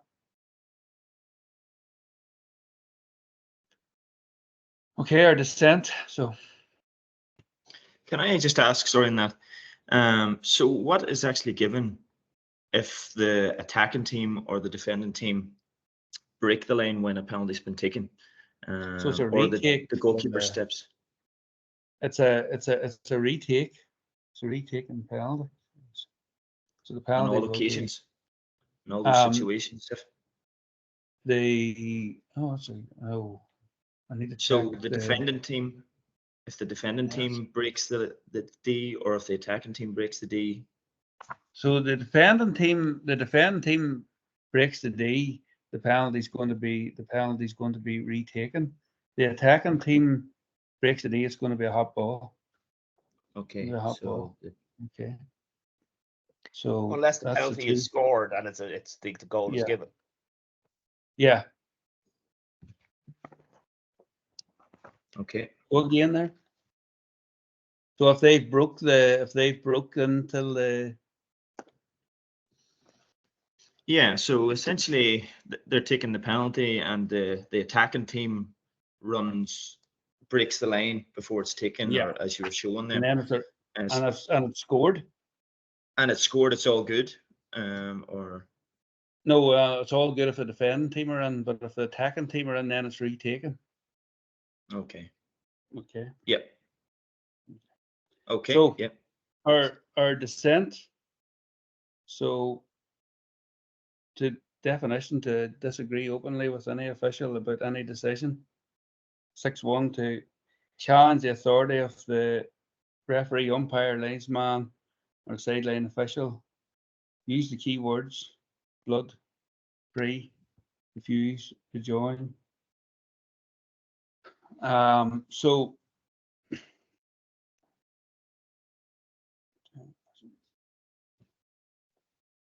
okay, so what do we think here? So let's list the ways in which the referee's authority is challenged by the player. A player that's bleeding refuses to leave the field for treatment. Yeah. So what do we do there? Someone refuses to leave the play. I think it's start with a yellow, and then Yeah. a second yellow. Yeah. So if they don't leave the field to play, it's a yellow card. They don't leave, and then if they don't go again, then you go further. Yeah, that's correct. And what about the team challenging the authority of the referee? Is that like the coach disputing something? Yeah. No, but just the whole team is challenging the authority of the referee. So what happens there in positions? How does this happen? The authority of the referee has been challenged by. Interesting. I'm not sure about that. So say someone refused to leave absolutely refused to leave the field. You had given them a red card and they refused to leave the field. What would you say then to the team? Yeah, that's called a coach, no? Stop the game until for a certain amount of time, isn't it? So you give them a 3 minute stop the warning. match. You give them a 3 minute warning for the player to leave the pitch. The players get 3 minutes, otherwise the game is abandoned. It's over. You understand? In that situation, would you say to the team's coach or the team manager, saying, "Listen, you got 3 minutes, or the game's off"? Correct. You say it till you don't need to get involved with the coach. You just need to say it to the captain on the pitch, or if it is the captain that you're dealing with, the nearest player who would be someone that was you were engaging with during the game. Just let them know there's a 3 minute warning here. The game will be abandoned. I will end the game if this player doesn't leave the pitch. Understand? I wouldn't bother getting in, talking to the management, because often it could be the manager that you've maybe put off the pitch. It could be the manager you've told it has to leave the pitch, and they may be the one that's giving you the aggression, and therefore you need to put the manager behind the wire, so you do with the card. And if he doesn't leave, again, it's a 3-minute warning. Okay, he's happy enough. And sorry, no play commences during that time. The 3 minutes, no play commences. Yeah, he needs the 3 minutes for him. You give a 3-minute warning for them to do what they do, and to leave for that person to leave the field to play. And if they don't do that, then the game is banned, and you report it. As such, we'll get to the reporting later. So, okay. So our fouls in the rectangles. Aggressive fouls in a large rectangle in football is a penalty. What have you heard? Penalty. Technical fouls in a large rectangle is a 13-meter free in football and a 20-meter free in hurling. Technical fouls in the small rectangle, and this is where it differs. It's a penalty in the football, and it's a 20-meter free in the hurling. So don't get mixed up on them two. So your technical foul in the football will be a penalty inside the wee square, and in the hurling it'll be a 20-meter free. Okay, do you want to do the referee reports now, Jimmy, and then we'll do the aggressive fouls after that? You want to just take a 5-minute comfort break, Anthony? I'm happy enough, whatever. I just maybe people. Yeah, I think so. Just a 5-minute comfort break there, maybe. So it's well, you set your watch there, 5 minutes straight back in again. Set your watch there, and 5 do you minutes want to straight back do in again. these, Jimmy, now, or do you want to leave them to later?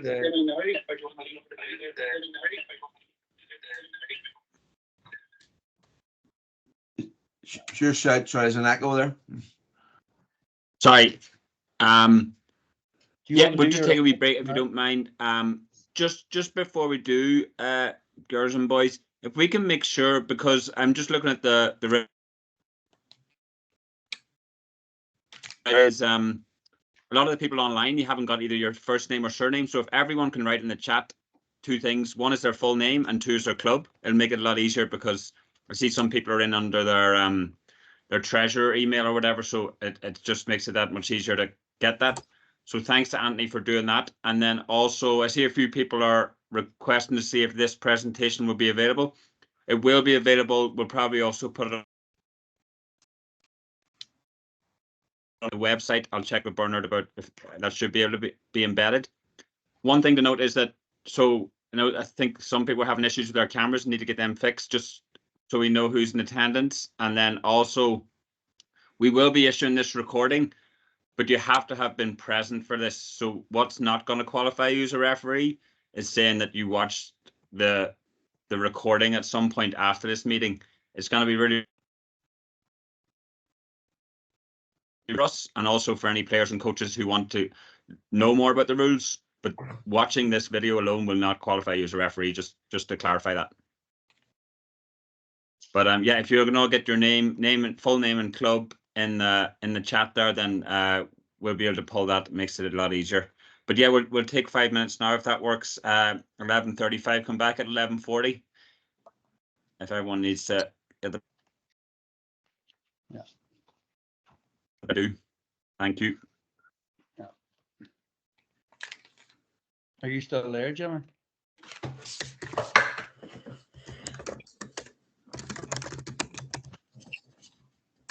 Jimmy, you still on now?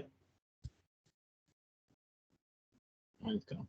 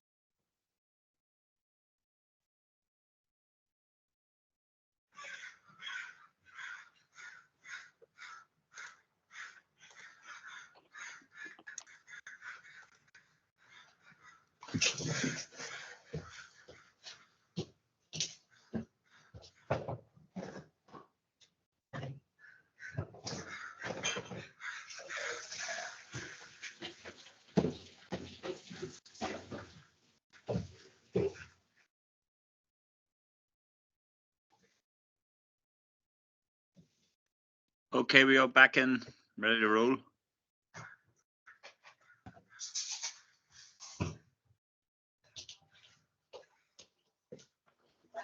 Jimmy. Yep. It's Alan here in Edmonton. It's when I'm on this online, it's not letting me add to the chat box. So just so you know. Okay, yeah, Alan Hanratty. I'll throw your. I'll do that. Thanks, Matt.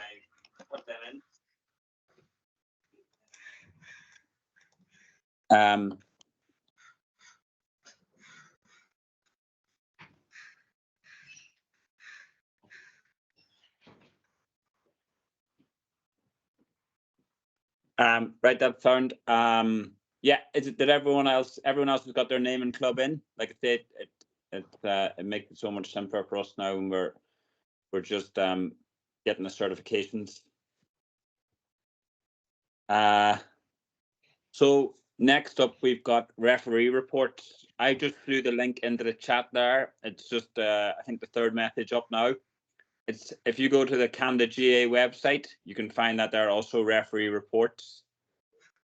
So it's fairly hopefully self-explanatory. You just go there, you're filling in your details. You start with your first and last name, email, phone, date of the match, match location, your division's just on the drop down, the codes also on the drop down. We've got the 4 codes in there. Grade also drop down. All of your assistants there. Club name, time on field. So again, just what Anthony was talking about, like we all know that the crack with a lot of us are very tight on our times if you've got a whole bunch of games running. So trying to get teams on the field at the correct time when it's documented like this, it's so much easier to go back to the clubs and say, okay, Calgary Chieftains are showing up 20 minutes late every week and they're screwing the system. It's all been documented. So we got the times of names and times of the 2 clubs, start and finish time, then your score, a little review. Hopefully, everyone's participating there, and then any outstanding remarks. We've got our black cards, name, club, and offence.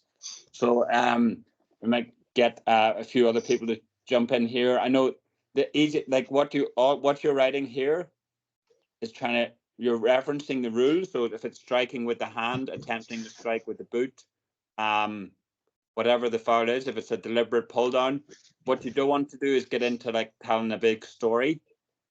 So what you want is, in my opinion anyway, is just really simple, just definite things of what happened. I'm not talking about the weather or how you were feeling. It's just write down what happened. It's short and simple. So that's for all your black, red, yellow cards,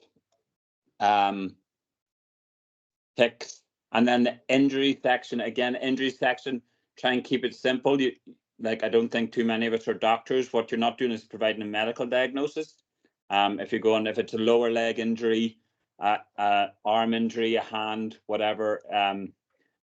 So just don't be getting into massive detail on injuries until it's diagnosed, and then just any further notes. That's the team sheet. So all clubs should have team sheets. Hopefully, we're not still writing it on the back of an envelope or a beer mat. We just get official team sheets, correct numbers, full names. I know, like we see a lot of the reports, and you don't write in people's nicknames or their first name. Club secretaries or whoever's responsible for these sheets need to have it full. Make sure the numbers are matching. And then we've got date report and then a little electronic signature. Such as a quick run through on that. Maybe I'm not sure. Maybe Anthony, you can give us a bit more detail, or someone else on how to reference like injuries or incidents for red cards. Just on sort of the best language to use. Yeah. Well, you had it spot on there, Jimmy. It's the minimal. So it's you just need to say leg, lower leg, or you can say knee if you wish to. But personally, I would be sticking to the minimum. So leg injury, arm injury, hand injury, foot injury, and then you can go on down to such things as concussion. Someone had bleeding and there was with concussion and things like that. There's suspected concussion. You can definitely write that in to say that there was a head injury. So you're not getting into the technical terms of concussion. You're saying head injury, or you're saying the player was faint, something like that there. You just keep it very, very plain the way they went off. Now, it's going to be on something like that there when they go out. The ones that the insurance are going to come back on are the ones that leads to operations. So the ones that leads to where there's going to be claims. So there's no good. You need to get it on at the number 15 name, get the name right, get that confirmed that player went off with a serious injury and it was a leg injury. That will be enough on the team sheet. A leg injury will be enough on the report card to ensure, and just make sure you get the name and the number and make sure the team sheets, everything signed properly and away in the right time, and there'll be nothing to come back to you. If you don't get them things right, then there'll be questions likely to come back. You'll be clarifying things that you don't need to clarify.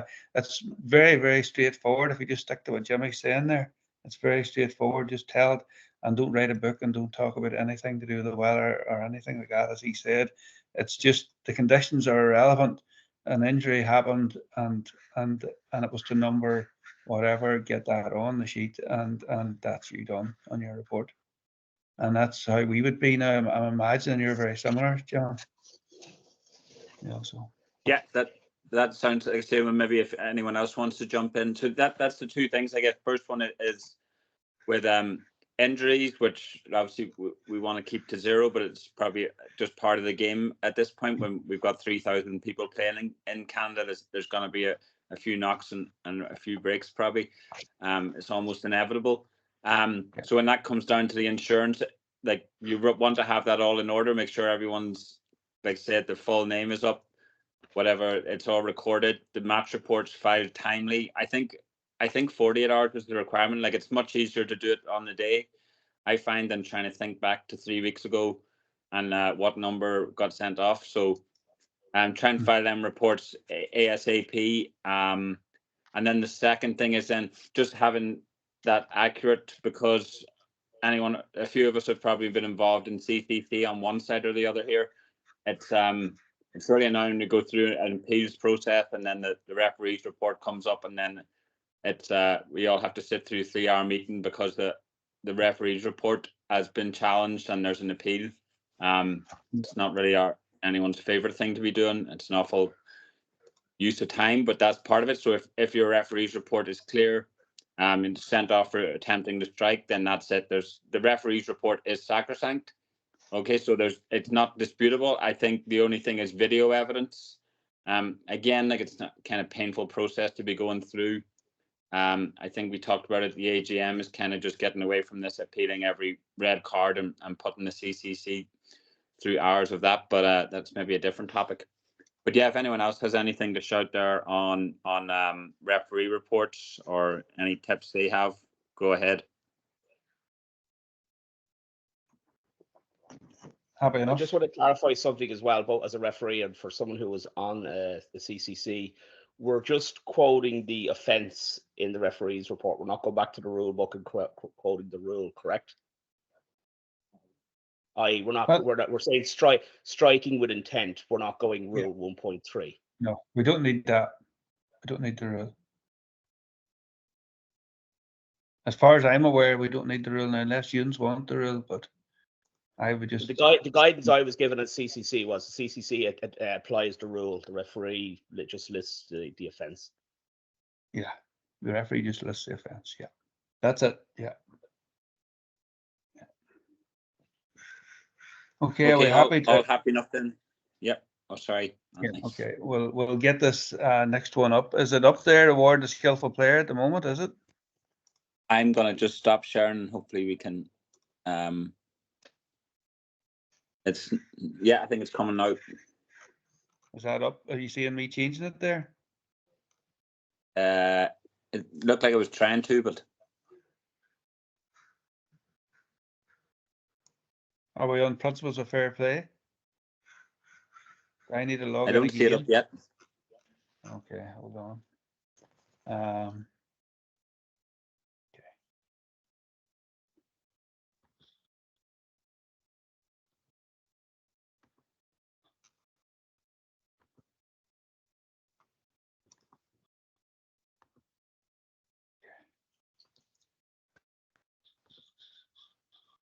Yeah, we're looking good. You're up now, Yeah. Anthony. Yes, thank you. Okay, I'll just get this slideshow going again from the current.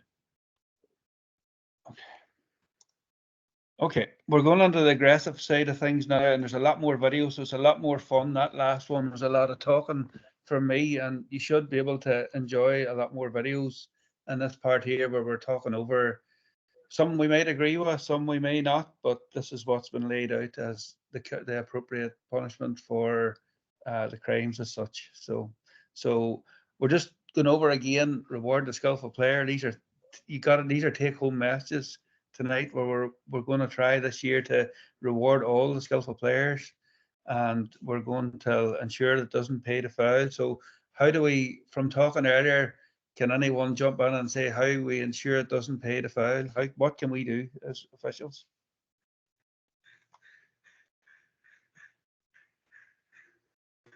Punish the fouling player. Call the free. Move that way. That's 100%. Punished with what? Use the cards. Yeah. Okay. So the appropriate, so whatever the rule book says, we've got to get the appropriate, we've got to get that down. If it's a push, it's a foul only. So we're ensuring it doesn't pay the foul. He's pushed him in the back. We'll give the free. It's nothing more. If he's held, what if someone holds an opponent? And what if someone holds, what are we going to do there? So what are we going to do if someone holds an opponent's jersey or whatever, holds him back and doesn't, and first thing you're going to do is blow the foul, and then what do we do? As opposed to pushing the opponent. The push the opponent, we're giving the free only. With holding the opponent, we're going to note, they're going to note their name. We're going to note their name. They're going to be noted. So they are. So and then as so on, if someone blocks with the foot, we're going to make sure then that we're getting a yellow card because they've blocked the ball. What's the boot in close where it's at? So the appropriate punishment. So it doesn't ensure if they're getting fouling and it should be a yellow card, well then it's paying the foul if we're letting that happen. Okay, so let's get these things right, and then it'll not happen during the game. We'll go into the last 15 minutes of chaos in games if we're not applying the rules away during the game, and you get to the last 15 minutes where you can't give a free because you haven't given them the whole game. Try and get your marker down early. Put your marker down early, go by the rules, and the game will be so much easier for everyone. Okay, and we're just going to go on through them. Optimizing, we talked there very briefly again about it's so important. It's so important that you arrive on time, that you're mannerly, you're approaching everything the right way, and don't be arriving. Just let the teams know you're there. Don't sit, even if you're there 20 minutes early. Just let someone know you're there from each team. Just let them know so they're ready. Because the minute you walk on the pitch, that's whenever they really get ready for the game. They really start to do their team talks. They really start to do that last wee minute drills they do. And if you're a referee who arrives on the pitch at 2 minutes to 7 for a 7 o'clock game, well, that game won't be starting at 1:15 because they're only going to really kick in. And you're going to be frustrated, so you are, and you're going to want the game going. But whereas if you had said 20 minutes later to say, I'm going for 7 o'clock here, this game's starting at 7 o'clock, let both teams know it. I'm here, I'm ready, because they're trying to time it as well. To be fair to them, they're trying to time themselves that their warm-up is just hitting perfect for taking to the pitch. There's nothing as frustrating for a team as having their warm-up completed and no sign of the referee. So they're wanting, then they have to go at it again. So they really are waiting till they see you. So help yourself in that position, and that is all about respect. They're glad they say, oh, there he is, and they'll get on, and then you just simply say to them, I'll be doing the talk at 5:02 and I'll be starting the game at 7 o'clock. Now that's within reason, and we all know that there. We're not holding them to the exact seconds, but it means that we're going to start thereabouts, and they'll be an understand, and they'll prepare. They'll be happy with that. They'll prepare towards that. Okay, are we happy with that? We're just going to move on. These here all become more important. Our ball, the primary focus now, run the aggressive fouls, because we'll see here during this here how different fouls, what the referee is viewing and what's happening through different fouls, and how it can lead to injury, and how all these things come through the ball, the primary focus, the players responsible for the contact they make, and the players must have awareness and duty of care to their opponent's welfare, and players playing the ball must be protected. You'll see all this during this, but the key bit for us as referees is that we are applying the rules correct until rule. Every time we're getting that right. Every time we're viewing it, we're open-minded, and we're viewing what happened. We've seen what happened. We're clearing what happened, and we give the punishment as such. Or maybe it might be it was an accident. And if it's an accident, that's fine. And you give the free only for an accident. That's totally different. You don't be running around awarding yellow cards for someone that accidentally fouled someone or accidentally tripped someone. We don't be handing out black cards. So it has to be deliberate. Okay, but we'll go through all that as we go on. And this will be less of me talking. Okay. So we've done all these, and we're going to talk about them more. There's no need for me to cover them again here. And our structure, we've no need to worry about this. Just how the game works. We're now really into the aggressive stuff, even though it said it in the last one. And now we're going to talk about our cards. So a red card, what happens when a red card is issued by the referee? Anyone? Away you leave go. the field in suspension, probably. Yeah. Ordered off. The referee doesn't get involved in the suspension. That's not his. Once he gives the red card and then breaks in his report what happened, that's his job done. Don't get involved in suspensions or get worried. If someone got a suspension, if you felt they should have got a month and he only got 2 weeks, or do not annoy yourself with that. That is not the referee's job. You've done your job. You've reported the card, and just put it in what it is, and leave it at that. Once you put that letter in the or whatever way it's reported as an email there today, you send that off. Your job's done. That's it. Don't be annoying yourself with what you thought should have been appropriate. There's people there who are on the CCCs and are on these boards, and they'll decide what the punishment is.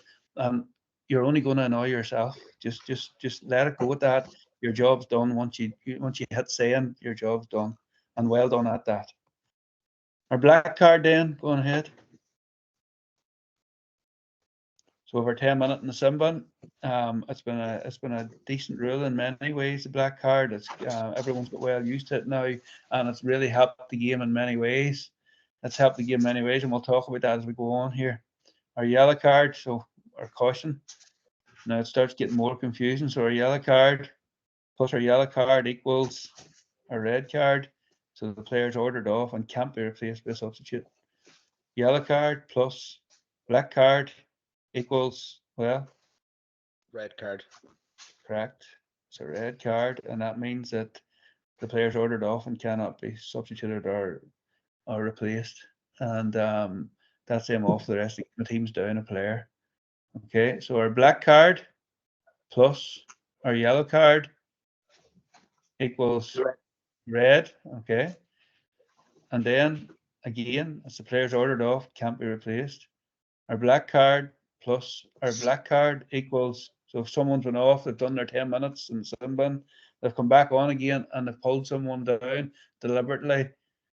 That's another black card, and this time it's a red, and the player's ordered off and not replaced with a substitute, or black followed by yellow. It's going to be a black and a red on this occasion.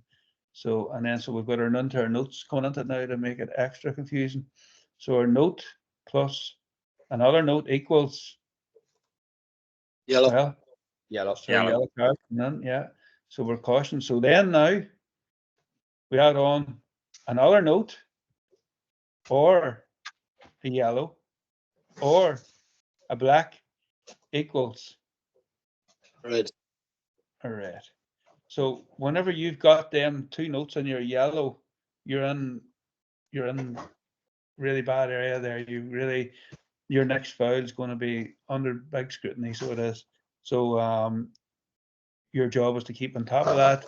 You've just got to mark down, have your scorecard done in such a way that you can see clearly what everyone, everyone, I don't, what was your scorecards, Jimmy? Have you got, does everyone have scorecards that you can see clearly every number, or does people bring their own, or what way does that work? I think people are bringing their own. I'm actually just pulling it up. I say on the chat, someone's requested it. I'm just pulling it up now. Okay.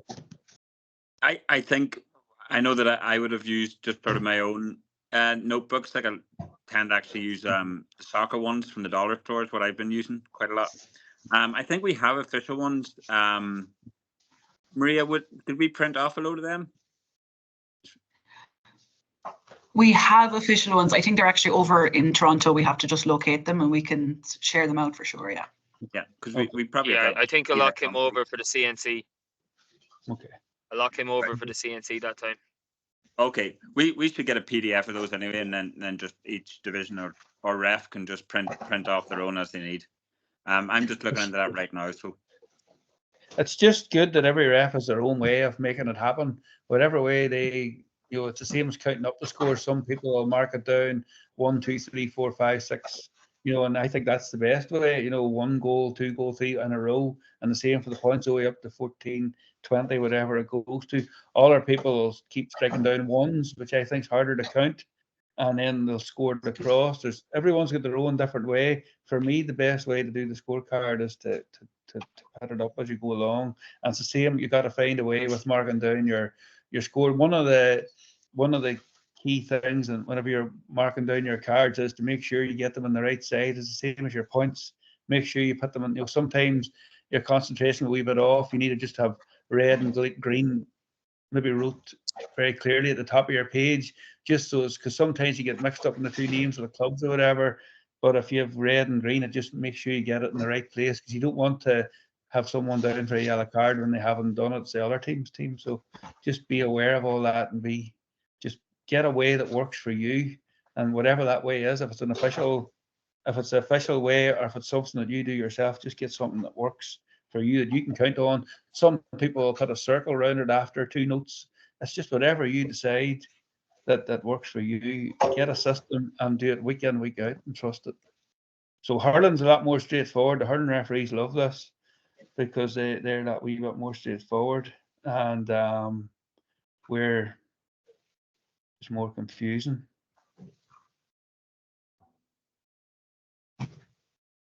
Yeah. Players ordered off and not replaced. Okay, so this is our definition of the tackle, and this is what we're into now. So as we talked about earlier, the tackle is a skill. It's a brilliant skill. It's one of the best skills. And this is a key bit to note here, because you often hear 2-man tackle. It clearly states here which one or more player may dispossess an opponent or frustrate his objective within the rules of fair play. So that puts that one to bed probably for a lot of people, because you often hear 2-men tackling. No, it's 10 men can be tackling. Is anyone fouling? You're looking for who is doing the foul. If there's no foul taking place, there's no foul. There's no such thing as a 2-man tackle. The tackle is always aimed at the ball. It's a great words to use whenever you're refereeing. Tackle the ball, ball only. If you can use them words whenever you're refereeing, it takes away less. It means they concentrate, they focus more on the ball, particularly whenever the game's getting heated a bit. Use them words really, really loud, really, really clear that you're watching for people. And if someone is deciding to go in heavier, you've just got to blow the whistle quick, particularly whenever the game does get that wee bit more heated. You've got to protect yourself by blowing that wee bit faster, protect them by blowing that wee bit faster and getting the freeze right. Whenever it's a foul, blow it, move on quickly. Someone asks you what it is, tell them why you give the free, and move on fast, get away down. If someone is not in the best of form, you've blown a couple of frees against them, they're not feeling that good, you've just yellow carded them a few minutes earlier, and then you've blown another free, and you can clearly see that he's not happy. Explain what it is. Take yourself away from him for a few minutes. Just referee the game.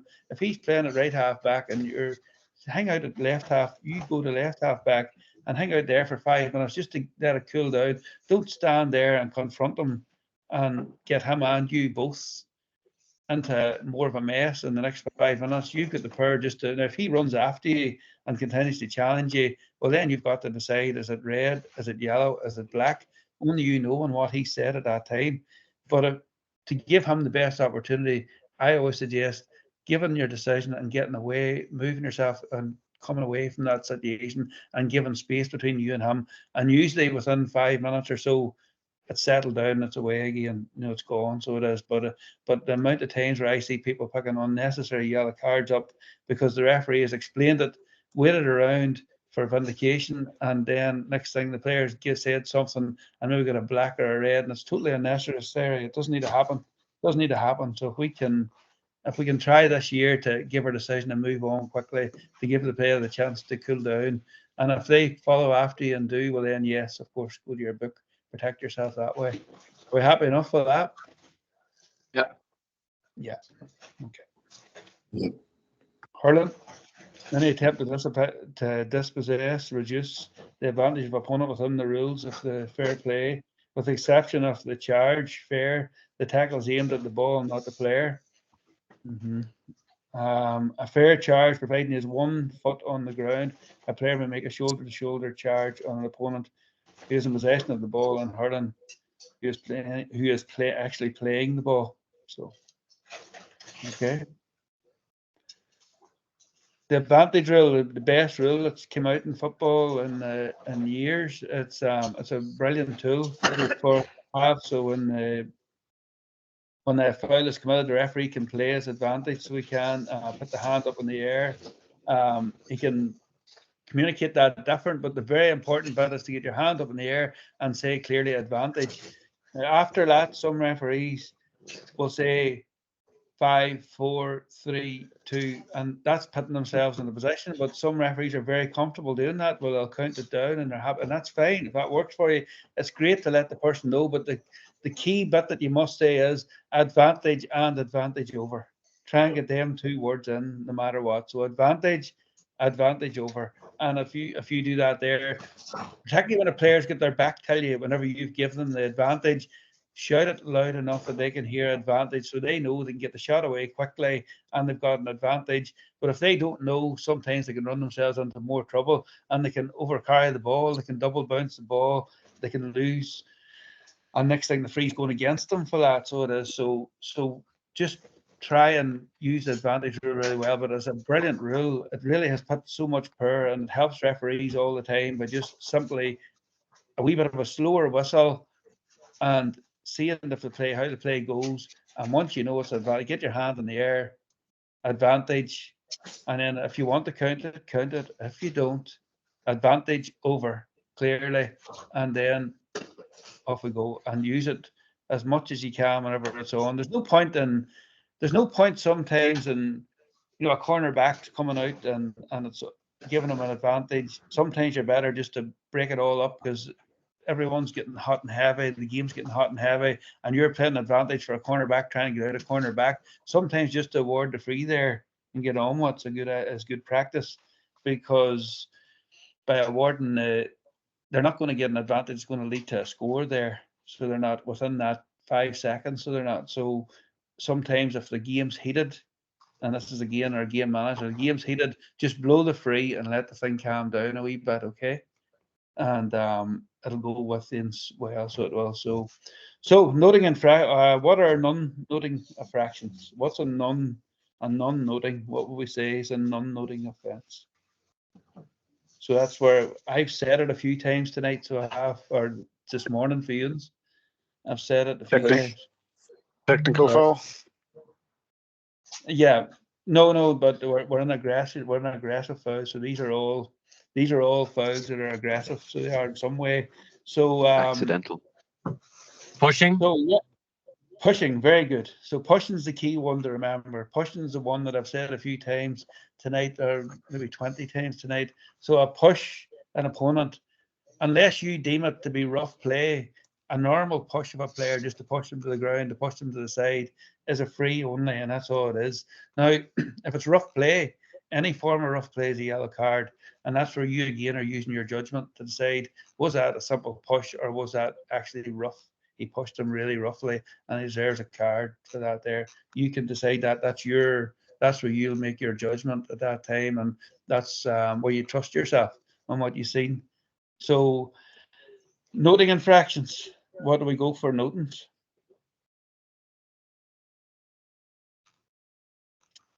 I'll help you along here. So holding an opponent with the hands is a note. So if someone's holding someone's jersey or holding them, so the use of the fist in around the body for the purpose of dispossessing them, that's going to be a free kick and a note. To charge the opponent in the back or the front, quite often people think that's a yellow. But if you just charge someone in the back or the front, providing it's not really rough and aggressive, it's still only a noting, so it is. So just remember the difference of that there. To charge an opponent who is not in possession, or who is in the act of kicking, or if both players are not moving in the same direction of the ball, that's also a note. And to charge the opponent for giving for the purpose of giving advantage to a teammate, that's also a note. Okay, so that's our notes. Yellow cards. Anybody going to give me a few yellows?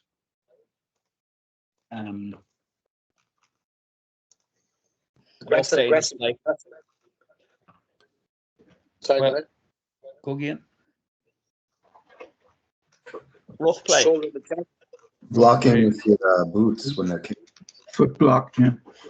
Foot block, excellent. We had it in earlier. So always remember, like, the amount of times we give a penalty, for a foot block, and remember, it needs to be a foot block. So what is a foot block? A foot block is whenever someone blocks the ball within the space, so the range of that foot. It needs to be the range of the foot, the range that the foot takes. So the foot's range is, what is it, about 80 centimeters, a meter, and around that there, where the range of that foot.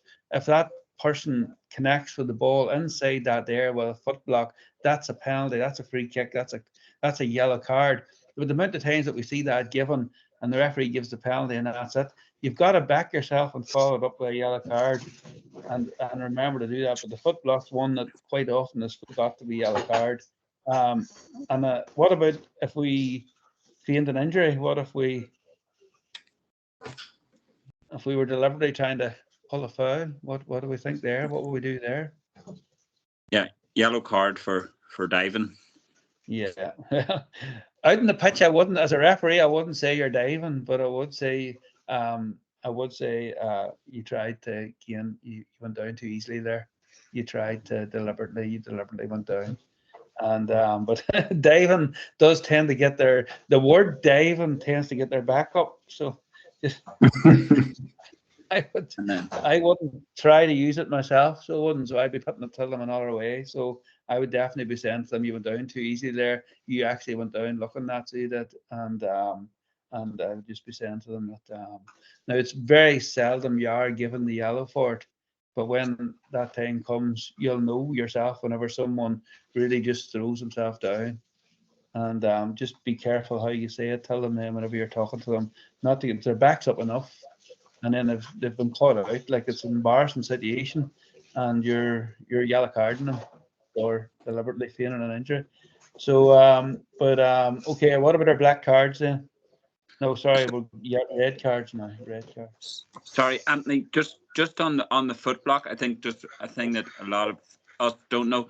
The foot block is only when the kick is from the hands, only when the ball is struck from the hands. So if they soccer kick it, it can't be a foot block from a soccer kick. It can be a sliding tackle, which is an offence, but not a foot block. Interesting. Sliding tackles a foul. Yeah. But the foot block can only be called out of the hands, I think. Yeah. So, you can't do a sliding tackle in the Gaelic at all now, no, in the football at all. There's no sliding tackles at all. So that's a definite. So now just on that foot block, I think some people give foot blocks because someone blocks a ball from 2 or 3 meters away, and we're going to see some great examples here. And there's no need for me to talk much more because we're going to see some great examples of what is a foot block and what isn't a foot block when the referee gets it right. So we're going to move on to them now. Red cards, very straightforward red cards. You know, spitting, kicking, striking, contributing to a melee. You know, there's so many there, but you'll know it when it happens. A stamp.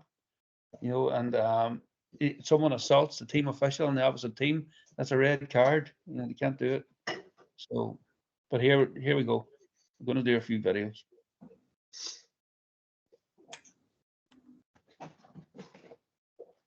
This one's been about a while. Seen that one before, all right. Yeah. There we go. Okay. What's the event there? What's High the challenge? Yeah. Was he? What about the welfare of the player that was going? Did he have consideration of the welfare of the Dublin player there? Did he? And we've clarified that he has got it's his job to protect the welfare of the Dublin player there. He doesn't go on to put a shoulder into his jaw, and then that's what ends up a serious injury and a red card. Next one. There's an incident here between Linda Smith and a Cork player that's on the ground. Let's have a look and see if we can spot that again, what he's going to do. It's off the ball to strike. Okay. Here we go. Next one. Boom. Yeah, it could have. There's no time in it at all. You can't say that the ball was. That player got a yellow card there in that game. That player got a yellow card, but yet now. Do we think that's a yellow card? Yeah, it could have. There's no time in it at all. You can't say. That's a red for striking. That was a soft yellow. It's a soft yellow. Okay, yeah. Red. It's a closed No. fist and the right into his head, and it's 100% deliberate. It's a red card. Absolutely 100% a red card. Great. So the previous Don't listen one. to them, Sean.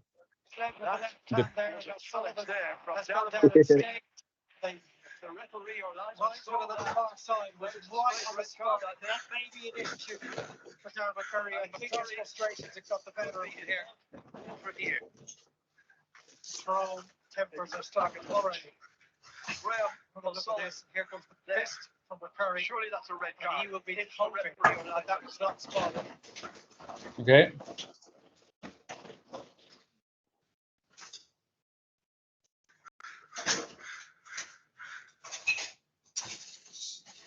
Someone's making that. That's the elbow there, did he? Yeah. He threw his arm back, caught him with the elbow and the forearm.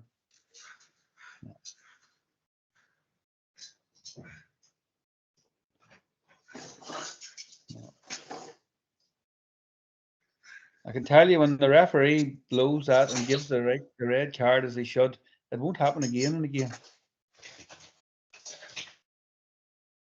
Okay, we're moving under our black cards now. So 5 cynical cards. Anyone want to call them out?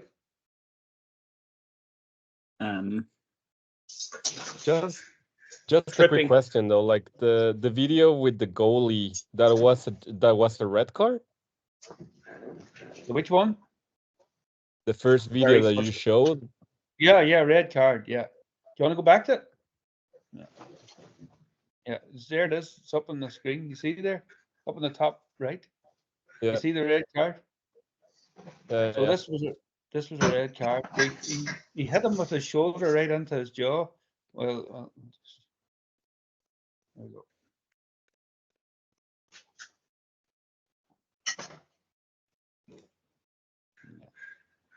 Mm-hmm.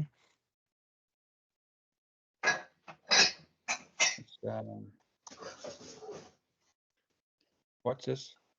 Okay. Yep. Okay. Quite a big injury there. Quite a substantial injury from that. All right. Are you not sure? No, for me, like because he enters to like searching the ball. He's not searching the player as it is. So for me, my criteria, I'll give him, like a yellow one. Is just the mal position of the other player. He was searching for the ball, and he's the goalie. It's not the intent; it's the result. Okay. And ultimately, it's not shoulder to shoulder, and the goalie's coming in from behind, so it's not square on shoulder to shoulder. I see. It's shoulder into his. Yeah, I see it. Yeah, he goes straight to the gym. Shoulder to Okay. Watch. Now, I see it now. Thanks for clarifying, that you weren't certain, and this shows you how difficult it is for us referees. That was right in the corner of the pitch, and the referee didn't get that on that day. He yellow carded the player from memory, or else he made the blue. I don't know, but he didn't give a red card that day, and that's how difficult their job is. It's angles. Well, it's that, and it's the fact that we're looking at 20 different replays of it that make it obvious, but it's not obvious if you and the referee's not even in the picture there, so I don't know where he's standing exactly, but there's no way he's going to see that from 30, 40 yards away. That was I watched that before. I think the referee completely missed it. It was play on. He deemed it a good challenge. Yeah. I think that it looks like it from. And we can't beat ourselves up for these things. We can't beat ourselves up, but if we do see that, and if we are in the position to see that tackle, we've got to act on it. If you don't know, if you didn't see it, you can't give it. You can't guess. You can't make it up. You can't say you thought that's what happened, or you can't look at the injury and then make your mind up. If you didn't see it, you didn't see it. If you can honestly say, I didn't see it, well, then you didn't see it. You can't give the cards. But what we're saying here is, let's forget about all that. If you do see it, act on it. Give the red card. It will be the line officers, right? If the line officer saw it, then they have the obligation to tell the referee, right? Yeah. Okay. Yeah, of course, absolutely. But only if it's a neutral lines person. You can't take the word off a lines person if they're not neutral. You're there on your own, unfortunately, at that stage, and you just have to tell everyone clearly you didn't see it. You can't be certain what happened. But if you do see it and you are certain, we're looking red cards. And it's the same for all these. Okay. We'll move on to cynicals now. So deliberately pull down opponent anymore? Tripping. And what's the word? Deliberate. Deliberate trip. We're always looking for that word deliberate. So we're looking for deliberate, and it's not only how do we trip. We don't only trip with the leg. We can trip with our hands. We can do a hand trip. We can do that. And then this one has been one of the biggest successes, as well as the advantage rule, the deliberately colliding with an opponent after the movement of play. I think we've really, this has really worked. This has been one of the successes of the black card. If we can, the off the ball happenings it's just not happening the way it used to be. And players know now, if they do that, there's every chance they're going to be getting a black card. And if you see it, give it. If you see it, trust yourself, back yourself, and give the black card. And now what happens whenever you give a black card? Any referees who've experienced referees, whenever you've given a black card for a body collide, what happens the next 3 times there's a tackle? Everything's a black card. Everybody wants justice to level it up. So any foul's a black card. So it may be the next one is a black card and you have to issue it. But there's a good chance that your next 4, 5 or frees could all be the opposition team shouting, that's a black card. Where's your black card at now? You've got to just be that person in control and to know your rule book and to understand that's what happened there. That's a yellow card. That he pushed him there. That's just a free only. He pulled him there, but he didn't pull him to the ground. That's a noting. And you've got to be in control of that by knowing all your rules, and then you'll be fine. Because even though on the day then people are shouting at, they're just trying to gain advantage in any way, and they're trying to get that black card leveled out by shouting at you and unsettling you. Don't be unsettled. Remain calm. Think about everything. Always think back to what knowledge you have of the rules and apply it. This is your time to apply it. But you will find every time you give a black card, you'll find that after that there'll be a lot of people wanting one leveled up. So there will. So just be ready for that. Okay. And as you see, you're demonstrating an aggressive manner with a match official. threatening or use of abusive, provocative language or gestures to the opponent or teammate. Now, all these ones here, there's slight borders between reds, blacks, and yellows in here, and really, it's you individually when it gets to this stage where you have to decide where the line is. Where the line is. If someone says, "Fuck off, you bastard," what are we giving there? Yellow-ish. Yellow on that. Yellow. Red card. Yellow. You guys, honestly, if someone says them words, it has to be a red card. It has to be a red card. There's no two ways about it. But if someone says, "For fuck's sake, ref," what do we think then? Black. Possibly. Depends. Yellow. Depends. Yellow. Could be, yeah. But what's it not? Could be a black. Could be. It's not a could red be card. It's not a red. It's not a red.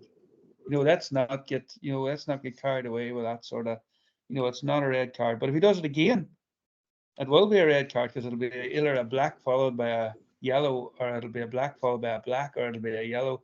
So he'll not do it again.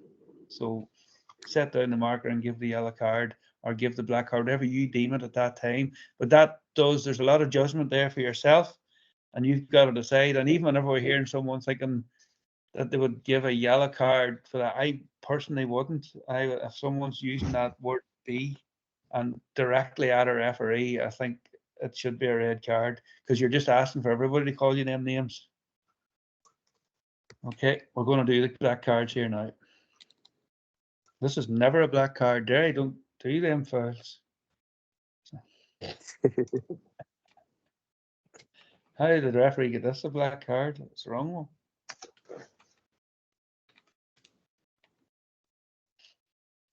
It's a clear black card as you'll ever see.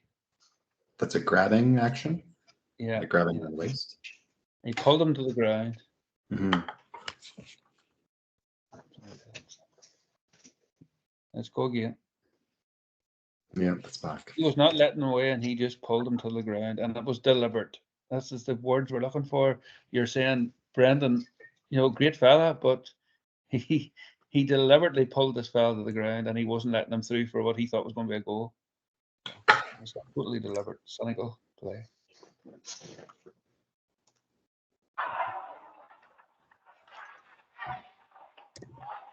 Advantage. What do we do there? Penalty, black card. Very good. And great advantage from the ref. Would anybody went back to the first advantage? The advantage that he gave before it and played a free in. Would anybody have thought that? Because it's great use of the advantage by this referee here. He's played the advantage inside and it's ended up a penalty and a black card. Brilliant referee. Advantage. 1, 2, 3. Inside it. And there we are. Perfect. Going ahead. Daniel Flynn. There's all-star form. Here's Ben O'Carroll, Ryan Houlihan behind them, all very tight there. And that could be another black card against Ryan Houlihan. That's more clear than the other one. So now he's gone. They're down to 13. That was a tired tackle. Ben O'Carroll is buzzing around everywhere as he does there with a brilliant block. And you can see it again.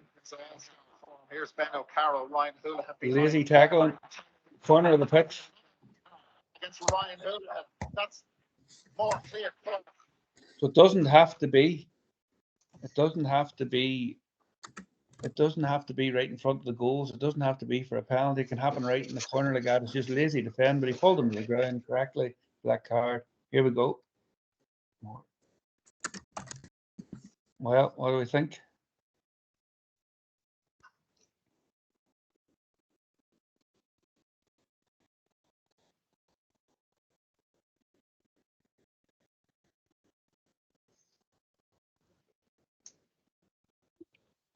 Yeah, black's right. Here we go. A foot trip. left his leg out. Was it deliberate? I think so. Yeah. Not sure. It's absolutely perfect black card. Deliberate action and the correct punishment. And that's it. Now, I know we get out to referee games and clubs, we're not going to have that video all the time to show that there, but that there's what the black card's for.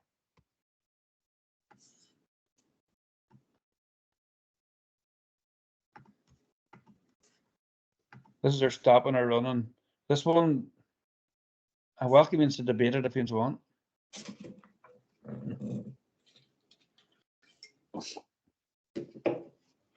Did he move off his line? Did he? Was it deliberate? What do we think? I think he stood his ground a bit there. Yeah. To stand your ground, you have to have 2 feet planted. He seemed to be moving. I've always been 50-50 in this one, but it's if you move, they're saying he moved forward into them. Like you could see he was like kind of using his hands to try and push back a little bit too, which makes it seem a bit more deliberate, but yeah. But it could have been absorbing the force, or it's hard to say. I've always found this one. I like to think they move up, the player needs to move in, or he needs to make a definite deliberate move in. There's an argument there for he stood his ground. There's an argument. Yeah. And that's where decision making comes. Is he wrong to give a black? Are we saying he's 100% wrong to give a black? Oh, it's debatable. Yeah. Are we saying he's 100% wrong to just give a free? No, it's referee's discretion. So it's your discretion. But you got to know, are you going to give a red there? No. No. So it's making sure we're not falling outside. There's so many fouls that happen that could be a black, could be a note, could be a free only, but they're definitely not a red. Or there's so many fouls that are definitely not a yellow, and they're either a black or a red. And you've got to make sure that you're getting in the right areas. Don't be throwing one that's not. Don't be throwing. I think if his hands were a little bit higher there, it would have been the red would have been on the cards. Yeah, well then I think it's a good one to see from that perspective, to say, make your judgment. But I don't think either of the two you'd have went wrong. No, that's what he chose on the day. Remember, it's the temperature of the game at that time. Maybe that game was very heated.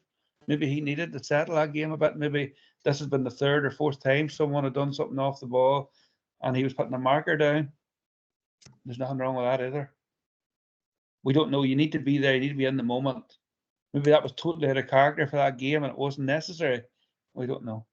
Mm-hmm. Go on.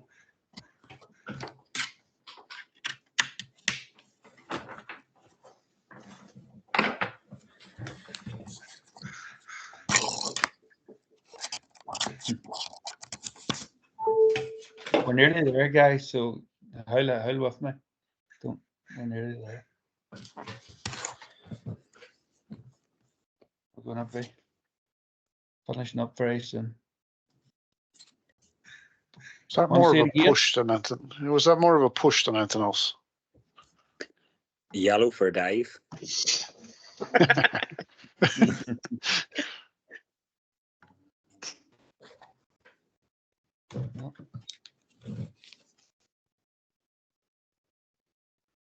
What about this? What about this guy here, number 20? What do we think about that?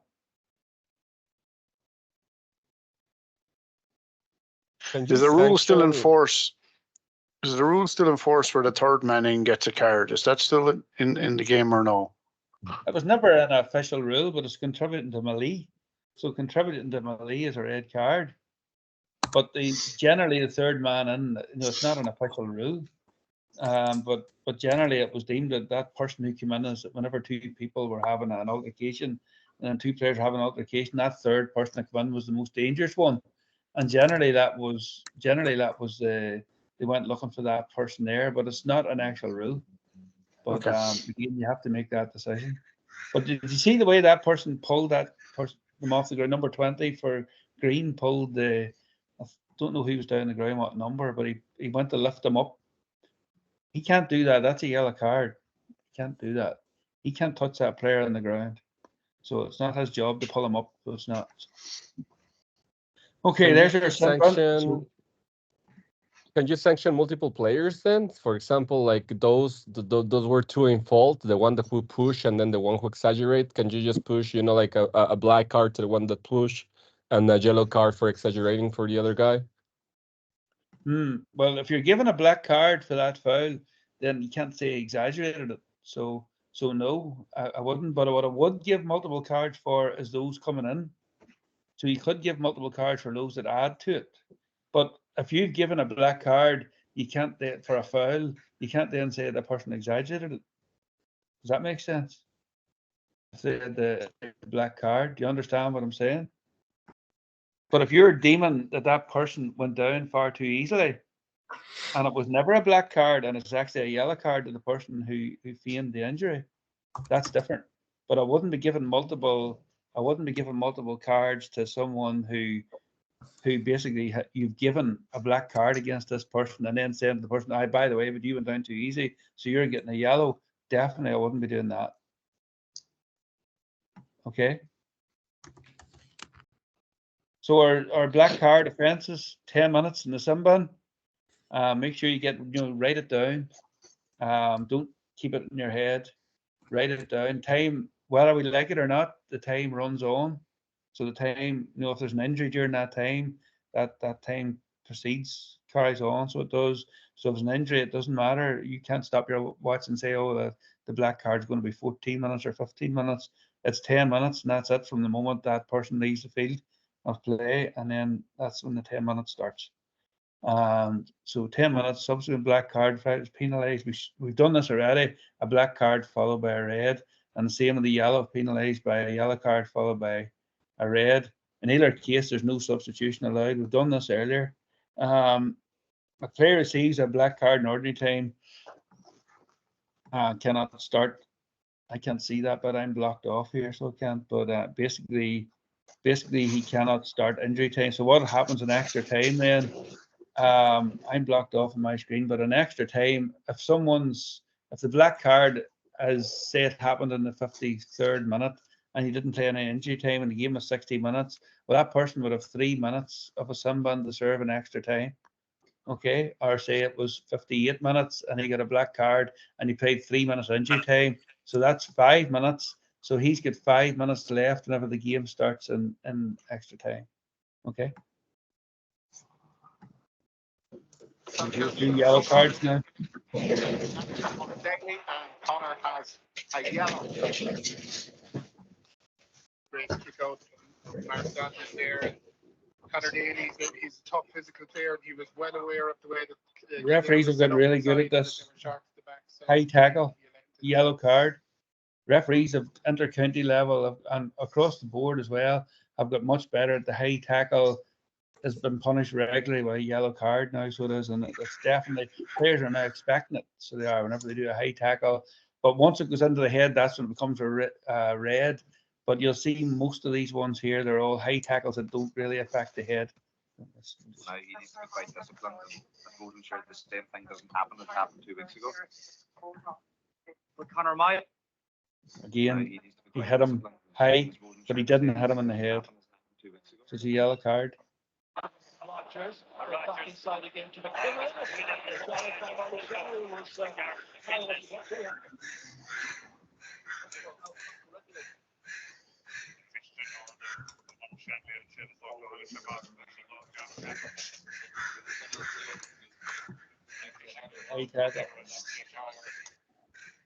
So our foot block, which we talked about earlier, so it's very important to remember a yellow card. After the foot block, and to be applying that. We're not going to talk about it anymore because we already done it earlier. I should have remembered it was in here, but I talked about it earlier. And just quite often, particularly in penalties, people think, oh, it's a penalty, that's enough of an offence. Of given, and that's enough punishment, so it is. But follow it up, back yourself, because you're backing yourself with the rule book by giving out the yellow card.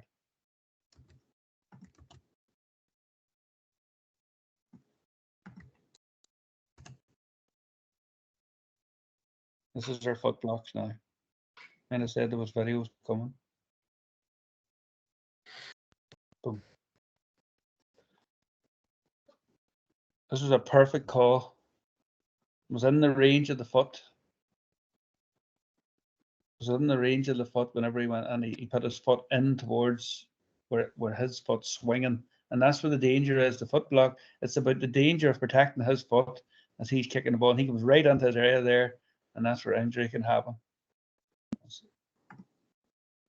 A foot block. See, they made contact afterwards. That's what you're trying to avoid.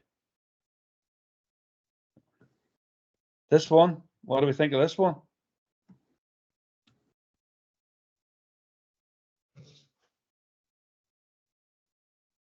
Was that one within the range? Maybe a bit far away. So foot block or not a foot block? No, maybe. No, correct. So that's not a foot block. That's not a foot block because it was outside the range of his foot. So he wasn't going into his area. He wasn't going into the area where that ball was kicked. There was no injury at risk there for the player kicking the ball. Yes, he blocked it with a foot, but it wasn't dangerous. So you're allowed to block the ball with a foot, but it needs to be outside that range of the foot. So that correctly wasn't given as a foot block. There we go. What do we think here?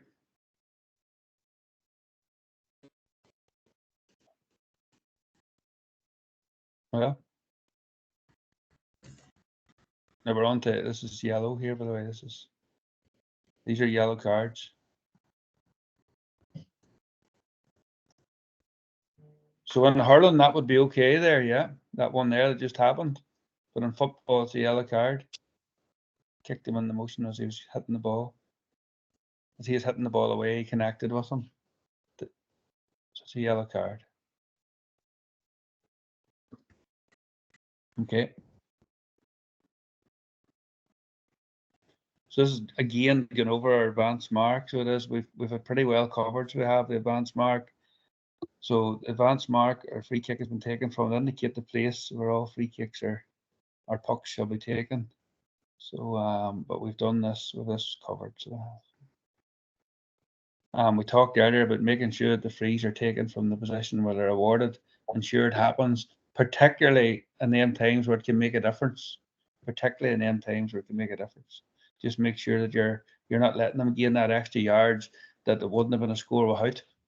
It's different now if it's 20 meters out and you know he's got that distance, no problem, and he steals a meter or something. I wouldn't be getting petty about that. He's going to kick it over anyway. But whenever it's on that, the wins against all them things, you've got to use and then you've got to get yourself close by so you can say that's where you take it from. Don't go by that spot and know where the boundary is where you're going to step in and intervene. So some hurling cards here for the hurling men. I'll do these. And at the other end, that's a challenge there on Hugh Lawler that has resulted in the full back ending up on the deck. Yeah, he got let's go to the head here. Basically, he was coming nearly there, guys. This is caught him there high. The end. Happy enough? I don't want to edit on that noise. No, not sure that one. What do we think? Well, the cards are already up there, but he ran into him, did he? He ran into him. Okay, let's go again. Here we go. Who ran into who? Offaly guy ran into whoever they're playing. He stood his ground, did he? Have a look at, let's watch him again. See, did he stand his ground or did he move forward? Let's watch him again. Well. Yeah, he turned towards him. And where did he catch him? And what did he catch him with and where? Shoulder to the head. Yeah, that's a clear red card. I know, I get what you mean. If he had stood his ground and not turned, there's definitely reason for running into him, but because he turned and he did go forward as well, because he turned, he put the welfare of that player at risk and could have caused serious injury. And red cards are right. Oh.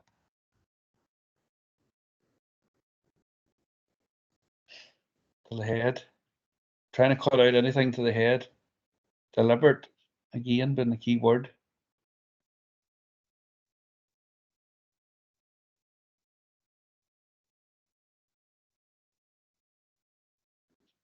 There's no attempt whatsoever to go for the ball there, all on the shoulder, him in the head.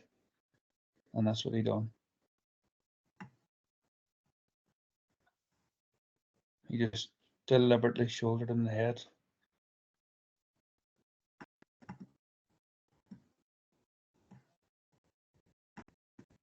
Is there a stick?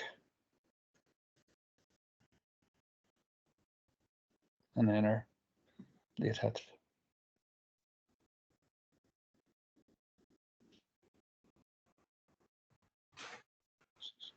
Gives it another angle here. I'll just let you see from memory.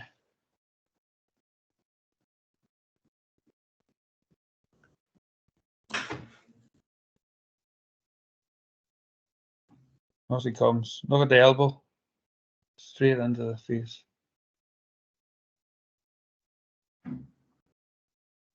Got to be cutting all these out. These are dangers.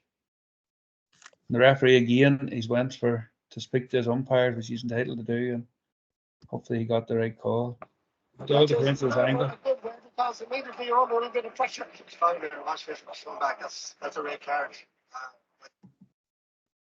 That's just never a good way because immediately you're under a little bit of pressure. It's fine there. Watch this. Come back. That's a red card. How do you feel about that one? Red card. Yeah. For striking back. Throwing the stick back. Yeah. His body. Yeah. Let's watch it again. Which was never a good way because immediately you're under a little bit of pressure. It's fine there. Watch this. Come back. That's a red card. So he got the free. That's what I talked about. Even when people aren't happy, even when they get he got his free, and that's what happened. I don't know why this is. Oh, it's back there. It's the helmet. It's the helmet. Yeah. It's a helmet. Can't touch the helmet. Helmet interference. That's an unbelievable by Swilligan again. Just watch the swipe here across. That's what the card's been given for. Oh, what a save! But just watch John Conlon then when he clears the ball. TJ Reid follows. Okay.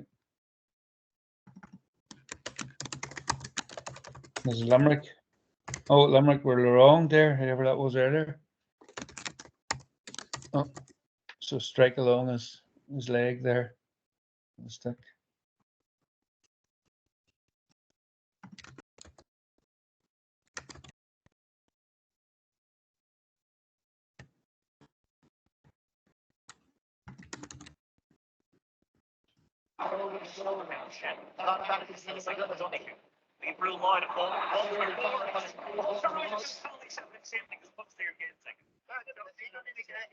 Yellow card. Another marvellous contribution by Killian Buckley this time. And that's a drag down by Conor Whelan of David Blanchfield. Free going to be awarded, and the referee, the centre turns Tim McRae. No. That was a free. I think that was just an accidental collision. Would you agree? I think so. The life's gone out of the game, obviously, Marty. You talked about Kilkenny. That's where we're looking forward to now in 2 weeks' time. Claire, you mentioned earlier John Conlon missing last year. It would have been very, very good. So we've done these earlier, so we have, so our files and we've done these earlier on today. See, sometimes this content is done on 2 different days, but we've done it all in the one night. So here's our recap, and we're done. So remember, the vision of the games are played in a safe and enjoyable environment and are conducted in the spirit of fair play. Quite often, the games do be very fair, and they be played out really competitive and really fairly. Other times they're not so fair, and that's whenever both occasions we have to step on. We have to allow the fair game to get on with, let it happen, let the hits happen, and whenever it's going over the top and there's danger and it's not safe and it's not enjoyable, then we've got to step on. The importance of our match reports: make sure you follow the instructions that were done tonight. Our principles of fair play, what we talked about at the start, the referee's performances are judged.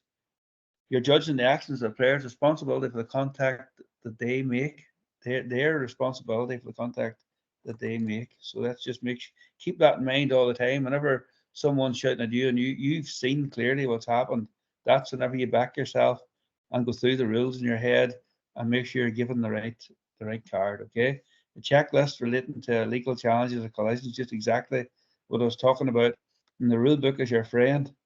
Unfortunately, it's blocked out to me there again, but the rule book's your friend, and I suppose what it's probably trying to say there is quite often the rule book will prove you right, even whenever everyone thinks you're wrong. The rule book will prove you right, so it will. So use the rule book well, read it, take it to the toilet, particularly if you're going to do a game. Put the mobile phone away and take the rule book and get it read, get all them rules and get them all done, particularly in the day of a game. I can't stress to you enough how important it is to read the rules. I'm going to forward a few things on to Jimmy, and maybe he'll be able to send them out a wee one that you can print off. That'll be very easy for you to see, just to have on the day of a game. You can just go over, just to remember that quite often a push, people giving yellow cards for it. Quite often a pull, people aren't given a note for it. Just to get them clear in your head before you go out in the pitch. 5 minutes before you're there, you've arrived at the venue, you've told the teams you're there, you've been back and sat in your car again, pull it out and have a read over the sanctions, and it's great. I'll forward it on to Jimmy, okay? And that's Ewan's done for that. Have we got time? Do you want to do exam questions or not? That's it's up to yourselves. We're 7 minutes to 8 here, or 7 minutes to here, but it's 7 minutes. What do you I would say. Yeah, everything's covered. Yeah. And Jimmy can maybe send you out a few exam questions to look over, and it could be useful for you. If I forward them to him, he can maybe forward them out to you along with that. So, I've already sent out that little book. There's a hand up there, Jimmy. Treasure. I see. I doubt you guys have this, but just in case, here in Quebec, we've got quite a few French players. So if you have any resources in French, that would be much appreciated as well. But I know it's a long shot, but just in case. I must pass that on. I'm going to pass that on. Very good. Thank you. I think Croke Park can facilitate that now.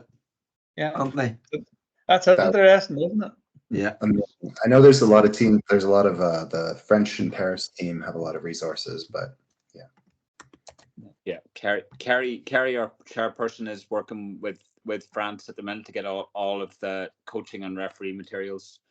I think that they've done a lot of it to save any duplication. Carrie's working on that right now. I've already sent out that it's been put into the chat there, Anthony, the 2 little guidebooks there with the yellow and red cards. Okay. But if you flip me over those quiz questions, I can drop them out to everyone. Just to check that everyone's put in their name and club there in the chat. When we call me in 3 weeks saying you forgot, it's too late. And thanks a million to Anthony and then Eugene and Roger and Ulster. Thanks to all the lads for all that work and giving up their Ulster Championship Day. He missed a great game, I'd imagine. But thank you. No problem, Jimmy. Listen, wish everybody all the best for the season now. When you're refereeing, hearing big stories, I would say, and maybe we can get Anthony back on in September for a quick recap, and can share some experiences. Just moving forward, we're starting the coach developer program on the 27th of April. So I know there's some people on this call that are going to join us for that. The sessions will be a wee bit shorter. They'll not be the 3 hours, they'll be 2 hours, and hopefully we'll get it completed over 3 visits. So, and then we'll be out to see you in September, all being well. So listen here, have a great weekend. Those that are what day is this? It is Saturday, isn't it? It's Saturday, yeah. Saturday. It is Saturday, yeah. All right, Jimmy. Yeah. Thanks a million, lads. Bye, Maria. Thank you. All right, thanks everybody. Thanks so much, guys. See ya. Take it easy. Have a good Thank weekend. you. Bye-bye. Bye-bye. Anthony, be in touch. thanks. Cheers, everybody. Take care.